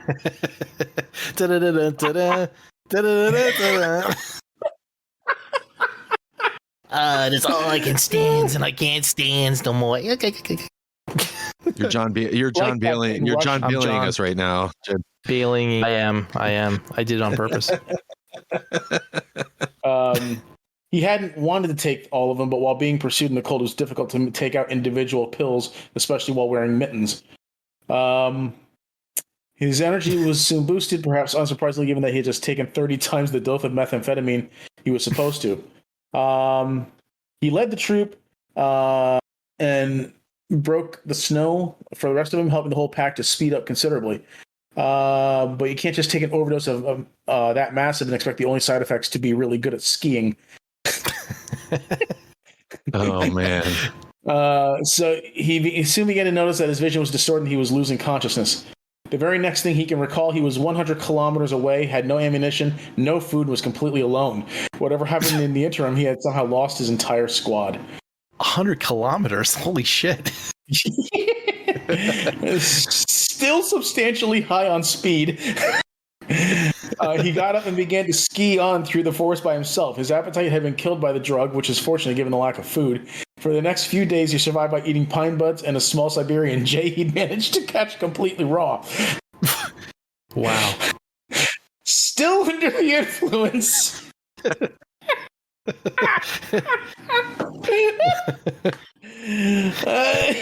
He managed to escape the Russian troops who are pursuing him, but trod on a landmine. He lay there delirious and passing out from time to time before realizing that no help was coming. His determination and alarming amounts of methamphetamine in his system got him out of the ditch and kept it going through the freezing conditions. Holy shit. He stepped on a landmine? By the time he was found, he had traveled 400 kilometers in a Finnish hospital. They found his heart rate was an impressive or alarming 200 beats per minute, and he now weighed just 43 kilograms or 94 pounds. He survived and will go on to live to be 72. Wow. Yeah, he lived to be 72. Man, he was like, that's actually amazing. They're like, run, Barry, run. Still unable to recall how he lost his entire troop while skiing through the forest and completely off his face on speed. So no one ever knew what happened to his squad. What was his first name? Go back. Imo, Aimo, and then last name. Of course. Yeah. His last name is spelled Koivunen. We'll give it a rip, Levy. What? Well, how you say it? I already said it before. Oh. He probably like the whole troop got away, right? They're like, "Oh, Imo, good job, man." Killed and ate them. Right. Or He's he like, killed and ate them. Good job, we got away from the Russians. Good job. Okay, you can stop going. Where is he going? Why is he going? He's like, come back. Maybe they never truly existed in the first place. Hey, wasn't that stuff that he took? Wasn't that in the first Metal Gear game where you were fighting against Sniper Wolf and you had to steady your aim? No, that was diazepam. Oh, okay. That's diazepam. Okay, not meth. No. I need a little blue sky to get me through here. Snake! Snake! Dun, dun, dun, dun.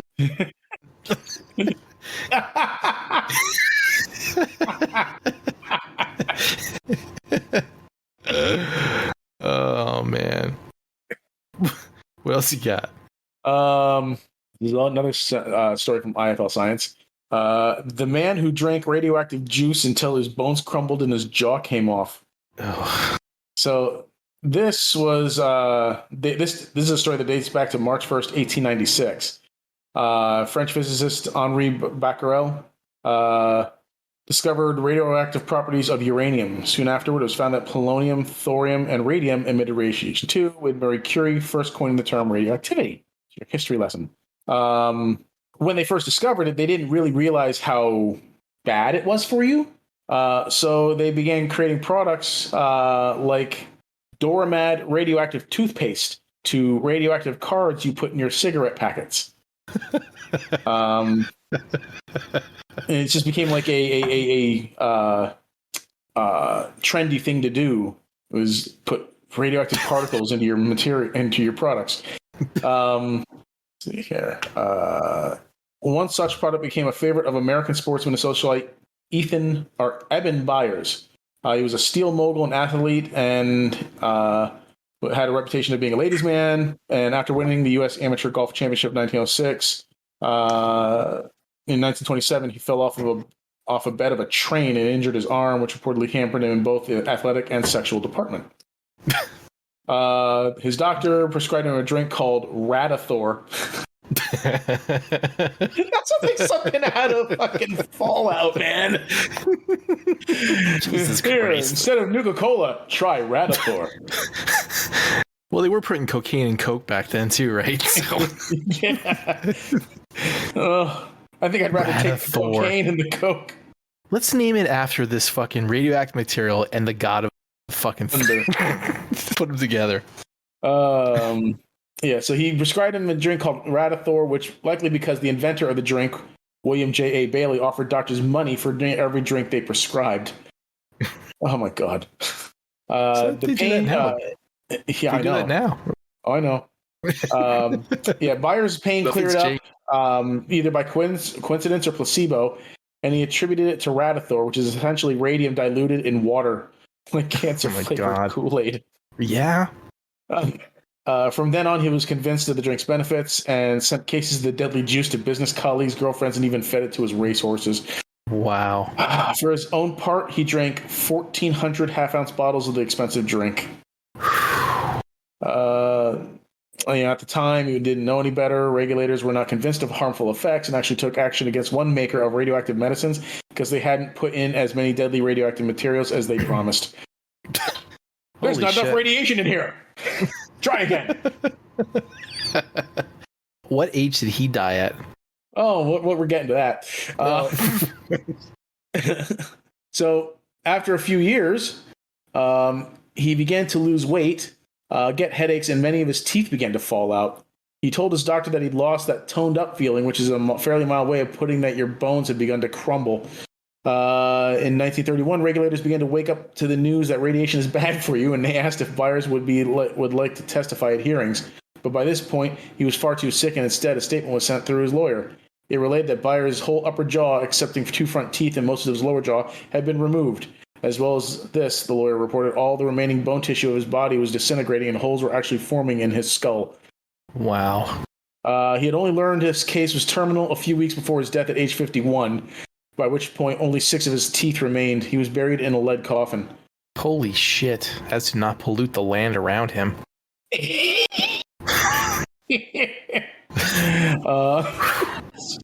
Wow. They only learned his case was terminal a few weeks before his death, so the holes opening in his skull wasn't clue enough. Right. Or the teeth falling out. Or his bones crumbling. Or glowing in the dark at night. That didn't get, that's a cool side effect. Holy shit. Following his death, many other doctors, the real kind, not the ones who would prescribe deadly toxins for mild injuries, testified about the ill effects of radiation, leading in the end to the radioactive quackery industry. Man. The inventor of the drink, meanwhile, insisted that his drink was safe until his death of bladder cancer in 1949. When the medical researchers exhumed his corpse 20 years later, his insides were ravaged by radiation. His remains were still warm. Oh boy, that was probably moist. Ew. They must have found guys with Geiger counters, man. Oh yeah.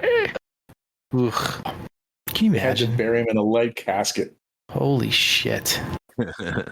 Yeah, people did some crazy shit back in the day. RadiThor, pick you right up. RadiThor. That sounds like something right out of Fallout. It's so funny. Wow. Yeah. Time to take your RadiThor. It's Christmas in that Christmas story. He's doing the decoder thing. Don't forget to drink your RadiThor. Yeah, drink your RadiThor. Shoot your eye out, kid. Oh man! All right, so what's next? Toy news. Toy news. Toy news. Surprisingly little toy news this week.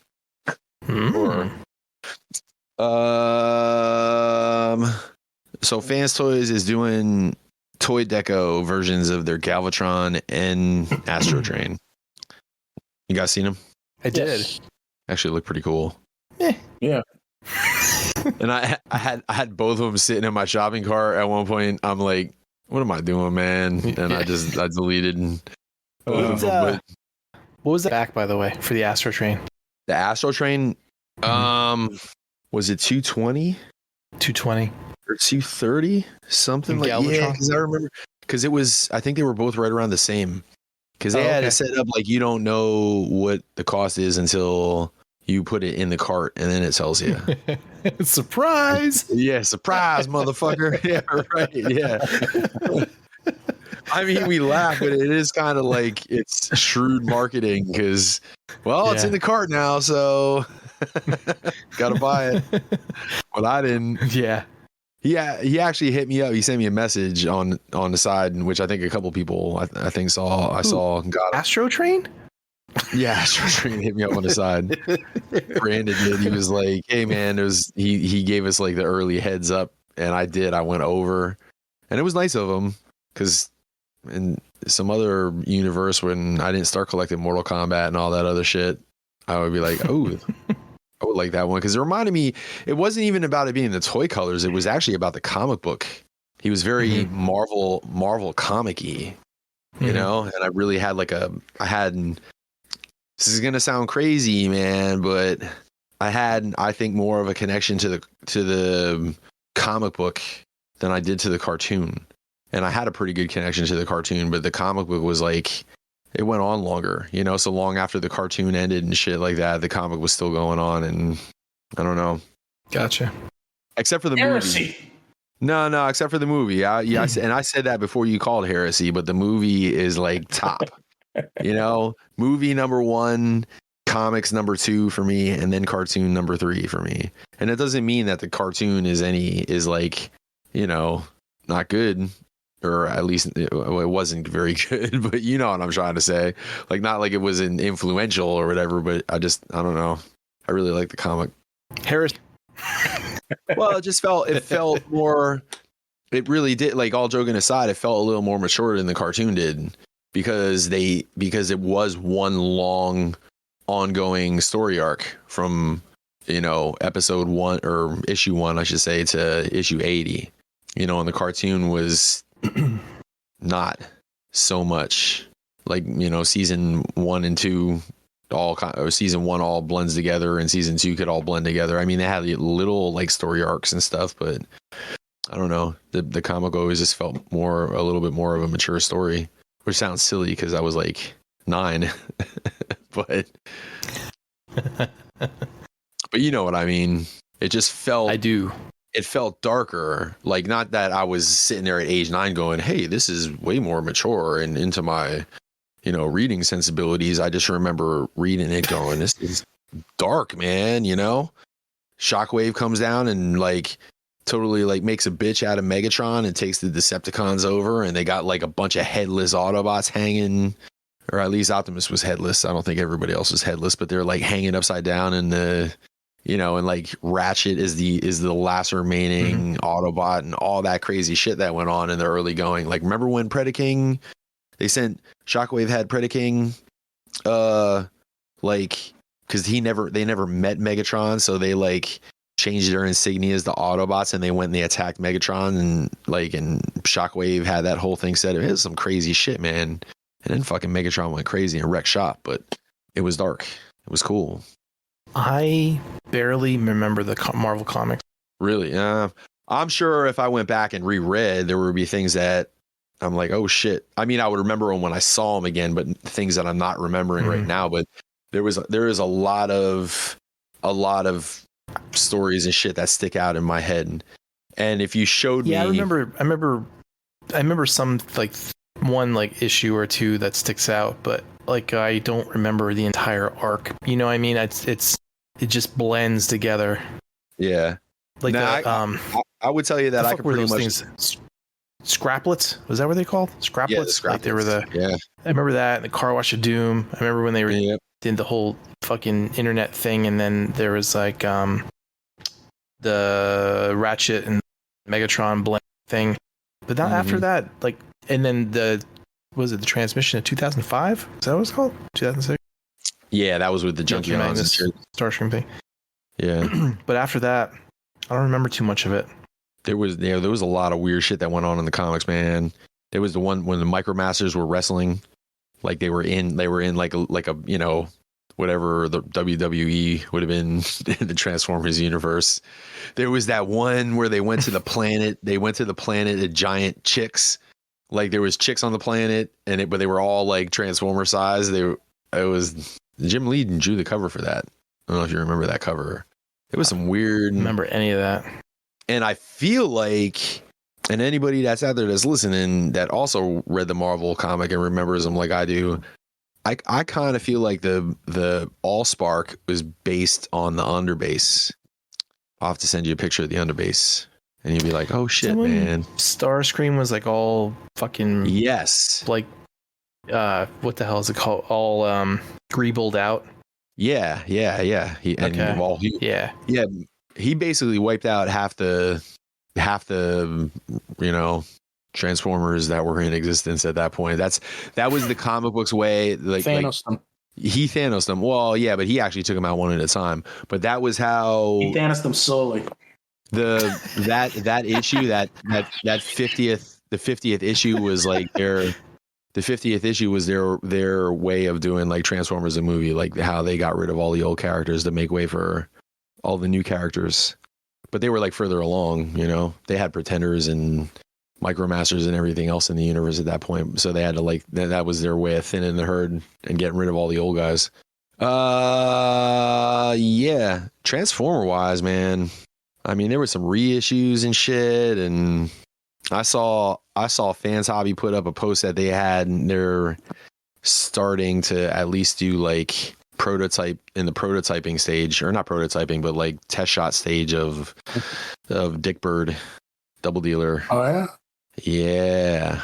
Yep. Oh hey, speaking about Fans Hobbies, shout out to fucking Harris for his 2 videos that he for them. I saw him on the Dame Chalk wall. I didn't get a chance to watch it, but I'm definitely going to. But I saw Hosehead and Woody did a couple with the Headmasters, the Headmaster Juniors. Yeah. Mm-hmm. And the what was the character called? The repaint of the Optimus that was in black. Pyro. He did that one too. Do you get those or no? Pyro's in the stash that's on his way here. Yeah. Like I'm not getting any character, but if they have some characters that were like in the comic and shit like that were kind of cool, like you know, they do a DJD, you can count on it. That Windblade, I'm like up in the air on that Windblade. I gotta see more. Anybody ever find out if she could stand without the stand? The Bingo Toys one? Yeah, that was a big question. They didn't know. I don't know. I'm not. Yeah, you know what? Now that I'm thinking about it, I don't remember seeing her in any that didn't have the stand. I think we just lost Jed again, Levy. No, I'm here. Oh, okay. I think we just lost Levy again, Jed. We lost Levy. Yeah, we lost Levy. You want to get more brownie. Yeah. Yep. Yeah, because I know a couple of people mentioned that. They're like, oh, we don't see any pictures of her without the stand. So that was like, I would think maybe not, because probably the balance of the wings. But I don't know. Yeah. It's one of those things where it probably could if you like set it up just right, but probably better if you use the stand. Jed, you see that thing in the chat I just sent over? Oh, No. God damn Did it. you I put in the in trailers again? Yeah. I always forget to move back over. I'm sorry. Oh yeah, I'm Hold on, looking I'll at it put now. I see it. Tell me that's not that they didn't base the Allspark on that thing. Yeah, probably. I don't remember that story though. Was it like the Allspark? Did it like, or was it just a big battery? This was kind of like one of those. It was on its way, and I can't remember if it hit Starscream at the end of number 49 or the beginning of 50, but there were multiple parties interested in it, and Starscream, from what I remember, slithered his way into getting to it first, and it hit him, and he got crazy like godlike powers and just wiped half everybody it was like out. Right, it was like a big meth battery, right? Yeah, basically. It kind of like supercharged him, and he was huge too, if I remember correctly too. Remember when Scourge got the heart of Cybertron and he got all monstered out and shit? I remember when he got the Matrix. Is that what you're talking about? That's what it was. It was the Matrix. Yeah, when he got all yeah. You're right. Decepticons fucked up fucking Rodimus and took the Matrix from him. He was all fucking down on his fucking low. I don't want to. That was the autobots. That was that episode. Autobots. But yeah, that's how. Yeah, because Starscream was kind of all. Yeah, he got all huge and got all. It was weird, but it was cool. Yeah. Anyway, what other toy news you got? Not really like toy news, but there's this collector's crafts. They kind of do some 3D print type stuff from time to time, and they're actually doing those drones from the one episode where it was the Key to Vector Sigma. I remember those green dome headed. They kind of look like Mysterio a little bit. Yeah, they did a chug set of them, and now they're doing an MP set of them, and I think I'm probably going to get a couple. Didn't Chris make his own of those too? Didn't he make one of those? He at least made one of them. I can't remember if he made multiple ones, but he definitely made one of them. Yeah, his were pretty cool too. That's cool. Did you see the and I can't remember who's doing it, but somebody made like a Junkion combiner. Dude, I have that video in front of me right now, and that is, you know what? And I feel really crazy hypocritical about saying it because I'm so over combiners at this point, and especially teams that don't need to combine. Like, why can't they just be a team? But that right there, these are the same dudes that did the Halonix Maximus, that giant 3D printed Halonix Maximus, which I'm really kind of thinking, you know, if I just put $10 away here and $10 away there and just save up for one, I'm actually thinking about it because it looks really well done. Like, or delete the fans toys in your cart and you're good. And you're good. Yeah. Well, yeah, but that don't mean I'm going to just go and dump it into that right away. Like the dude, I'm in touch with the dude that makes that shit, and I know how to find him, and I'm in the group. He has like a group and shit like that. So I'm just like part of the group, and I turned on the notifications. That way I won't ever forget where to find the guy. And he said that they actually do them to order. So cool. So I'm thinking that I'm probably gonna I'm gonna do the Brother Kyle method. Like I'm just gonna put, you know, $10 in an envelope here, $20 in the envelope there, and then when I save the layaway program. The layaway program. It's a good program.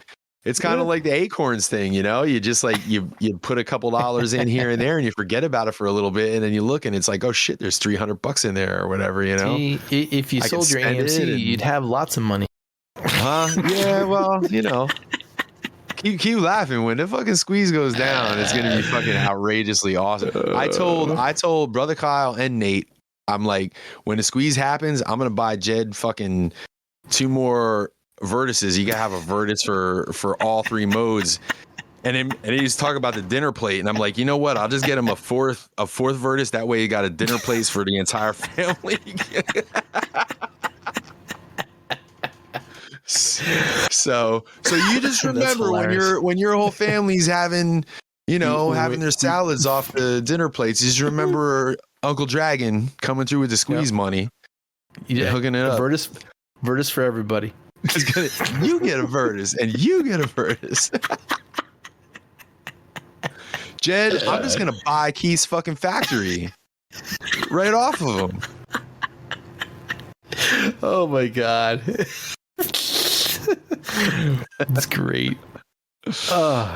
But when I saw that and I saw that there's they thought of a Junkion combiner, I was like, yeah, it's like one of those ideas you're like, that's so fucking like right in front of you. You're like right in front of your nose. Like, why didn't I think of that type of moment? Yeah, it really is. And I like the way they did the two. They did the two for the chest, and it just got the two. It just looks so fucking cool, man. The only thing, it makes sense.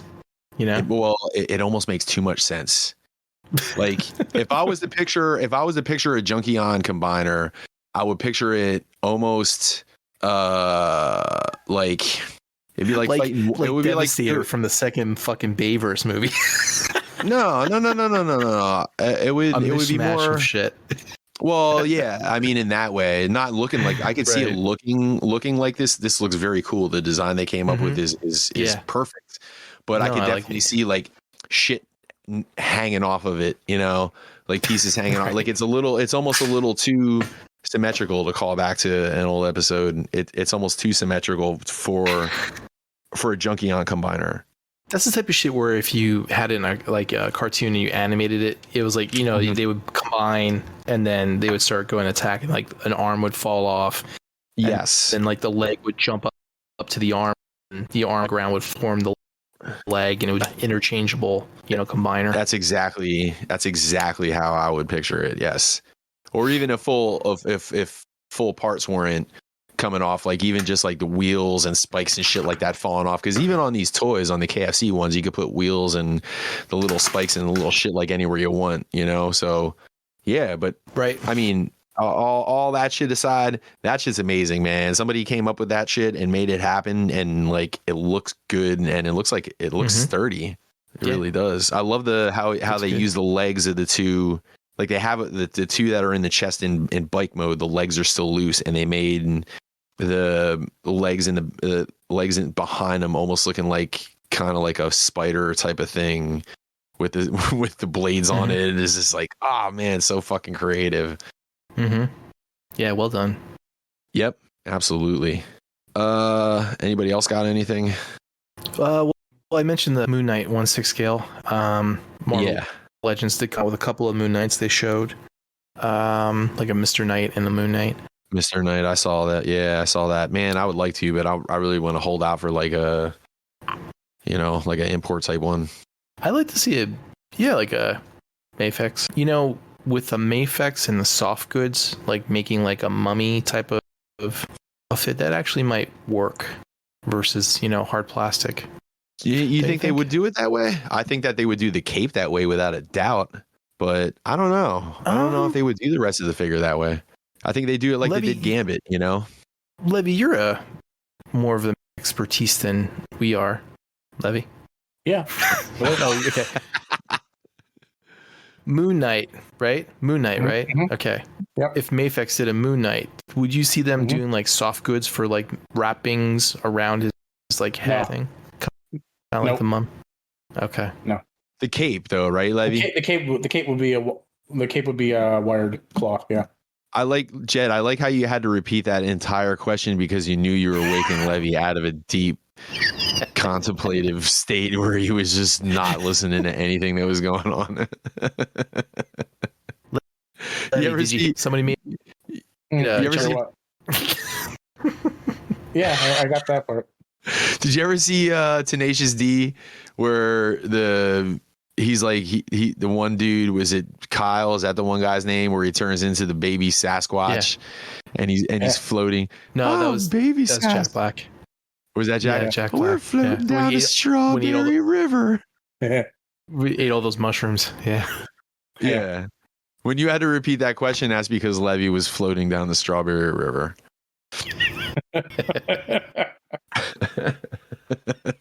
Down the ramen noodle river. Yep.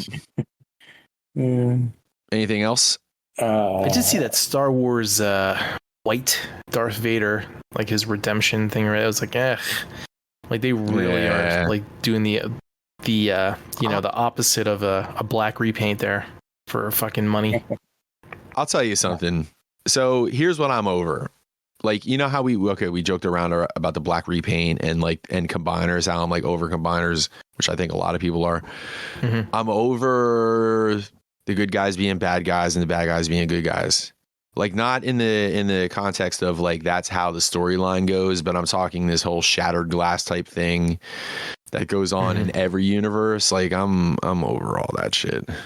I don't need to see universes where the bad guys are good guys and the good guys are bad guys. Like, they're already just plenty interesting enough how they are. Yeah. But it's like everyone's getting into multiverse now, right? Yeah. Everything's a multiverse thing. Yeah, it's so fucking trendy and shit, man. I hate when that happens, man. I hate when I hear a band I really like finally get like airplay, which doesn't usually happen, but every once in a while it happens, and then they get popular and then they suck after that, man. Well, that's because the executives have their fingers in it and their creativity, and that's why they lose it. Yeah, I know. It sucks. I hate this because they're like, you guys like money, right? And they're like, we love money. And they're like, well, you got to make songs like this then. I'm like, oh, okay. At the end of the day, and I think we can all agree, money ruins everything. Money ruins everything. Yeah. Do you know there's a multiverse somewhere where you actually love Nickelback and they're a really good band? Yeah, right. Yeah, right. Yeah. Nah, I don't know. It feels like a Nickelback sucking would be like a nexus point, basically. They're the same in every universe. It's the same. It's the same in every universe. So you guys want to do Q&A? Yeah. Yeah. Well, let me bring that up, I guess. Okay. No other questions. So it looks like we have 3 questions tonight. First one comes from Josh Lawrence, good friend of the show and host on the last episode.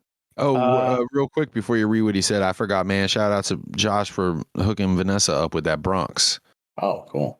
I should have probably said something to him last time when he was actually on the show, but better late than never. Yeah, I want a Bronx. Why didn't you freaking get one for me?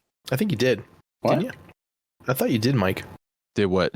Oh, did I? Thanks to Josh. I think you did. Oh, yeah. Well, thanks again. Well, yeah, I was too high to remember before, but yeah, thanks for filling in last week, Josh. I appreciate it. What are we talking about now? Josh's question. Josh's question. Oh, yeah. We're at the Q&A section. All right. Yeah. This is the Blackout and Shout show. Yes. Yeah. This is the Blackout and Blackout show. Yeah. So his question is, I know you guys are recording this on Friday and it won't be posted till Monday unless Jed gets that super fast internet he's always dreamed of. I just wanted to wish you and those listening a happy Rex Manning Day. Is that what's Rex Manning Day? Does anyone know? I'm Googling it right now. Is that an Empire Records thing? What thing? Empire Records? Yeah. Yep. Empire Records. April 8th. Immortalized in the cult classic film Empire Records, April 8th, has become known as Rex Manning Day. It's a movie. Okay. Well, who is Rex Manning? I guess you have to watch the movie to find out. I guess. And why is April 8th Rex Manning Day? That would be a spoiler. Yeah, that would be a spoiler. I never saw this movie. Liv Tyler, Ethan, what the hell is his last name? Oh, okay. I know which one you're talking about now. Never mind. They work at a record store? I guess. I don't know. I never watched it. I just remember the movie poster with Liv Tyler like front and center. That was like is that a late 90s movie? Or I don't know, maybe. Man, what year was that? Rex Manning got this wind tunnel tested Floby. Look at that. How you saw that, right, Mike? I don't remember seeing it now. What year was that movie? 98, maybe? Oh man. Where's the fucking chat? I gotta look at. Oh my god! Here, I'll look it up myself. God. 1995. 95. Okay, I was off a couple of years. Look at that hair helmet. That looks like his hair looks like there was a makeup artist back there, and they had product and they placed every single hair one at a time. It's a Fonzie do. Hey. It is. You like look at Josh's just chimes in. He looks like he could walk outside in a thunderstorm and come back in, and it would be like, and he would be dry. Like his shoulders would be wet, and that's it. It doesn't rain on Rex. No. What's the next question, Levy? Before you, the next one is from Will Bell. The next one's from Will Bell and says, "What is the best Devastator set? Do you guys think?" Hercules. Hercules. Hercules. Who's that fucking company? Toy World Constructor. Yeah, it's hard to go against Toy World right now because we have not seen enough of X-Transbots or Vectron Lab. Yeah. And Gravity Builder was cool looking, right? Yeah. So there's like 16 Toy World, right? Fucking versions. Right.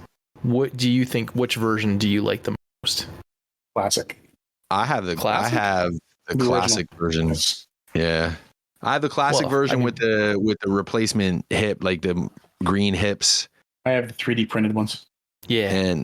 And the old, like the G1 head, you know, all the other ones, like, I don't know, the battle damage one and the you know, G2 and whatever else cell shaded and all that, and the clear one and all that other shit. Like, I just straight up classic version. Although they did a couple other versions. Purple one.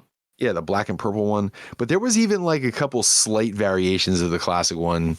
But all I know is I got the original one with was it chrome? They did a chrome that one. Did the chrome one where there was the hands, the drill bits, the chest piece, and I think something else was chromed out. Yeah. The Mix Masters barrel, I think. I just like the classic one. And honestly, you know what? I put the hips on, but I might almost go back and put the gray hips back on one day, because I think I might even prefer the gray hips. The color breakup? Yeah, it breaks up a little bit of that green. Yeah, like I went for the green because he was cartoony with the green, but now it's like, I don't know. It looks cool, but I think I might even prefer the gray. My favorite's the one that Doors has, is the weathered one, you know, where it kind of has like used look type of to it. Yeah, the weathered one is definitely the coolest one, but I guess that question, I guess you could take that in any different number of contexts, but I was more going for like what fits my collection better, so it was a little subjective, but yeah, objectively, yeah, that weather one is badass. But you basically got that, and you got, I guess if you wanted to put the Generation Toy one in the conversation, you got that one. Yeah, Gravity Builder, who was pretty cool. Was there a Make Toys one? Yeah. Yeah, the Make Toys one was tiny. Yeah. The Make Toys one was only like maybe 10, 11 inches tall. And Hercules wasn't too much bigger. Didn't Weijang do an like a upscaled version of that was weathered as well? The Make Toys one? Yeah. Or was it Yes Model? No, there was a Weijang, I think, that they upscaled one of them and they weathered it, and it looked really cool. Yeah, I know an MBK did a knockoff of the Generation Toy one too, but I think that was just a 1-to-1 scale. I can't remember, man. There was so many going around, it's hard to even remember, but it was probably very shaky on its feet at best. Yeah, got to go Toy World. I don't know if you ask this question in a year or year and a half or so, maybe it's a different answer, but for right now, it's hard to go against the Toy World one. Okay, thanks for your question, Will. Next question comes from Jonathan Oxton. Question for Mike. Where are you getting all of your G1 toy goodness? Is there one primary place you get most of it from, or several? Sorry if you've already gone over this in a previous podcast. I'm catching up slowly. It from the beginning of the quest to the end of the quest, it totally changed. Like in the very beginning, it was almost primarily toy shows. Well, actually, originally, it was pretty much your original collection.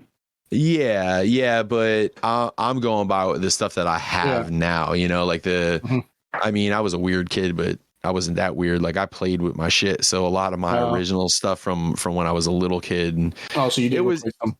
Yeah, they were like, they looked nice and the stickers were nice and everything, but they were just, you know, they were play with, man. Them joints were a little loose and all that stuff. So little by little, like as I got older, I replaced them with, nicer versions.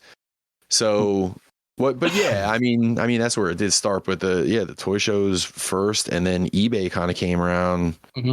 And eBay those, man, I got lucky with a lot of that shit because that was back before like the prices went real crazy.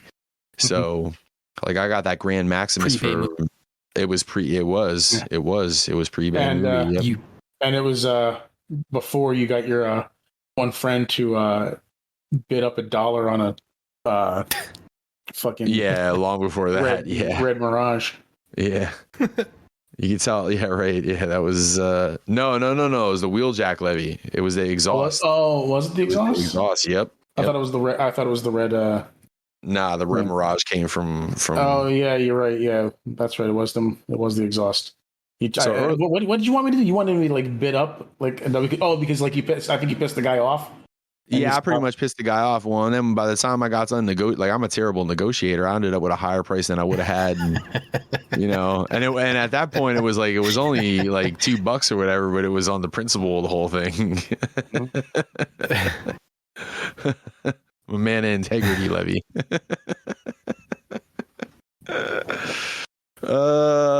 Conventions, more or less conventions at first, and then eBay, and now it's like down to like eBay, but also the community. Like you'd be tripped out at how many times I've had, a buddy that I've met through one of the groups saying like, or tag me in something, you say you needed a double. Like my last 3 or 4 whales basically were, this guy knows this guy knows me. And it's like, hey man, you need a Japanese double dealer. This dude has one. And it's like crazy how some of those came together. Yeah.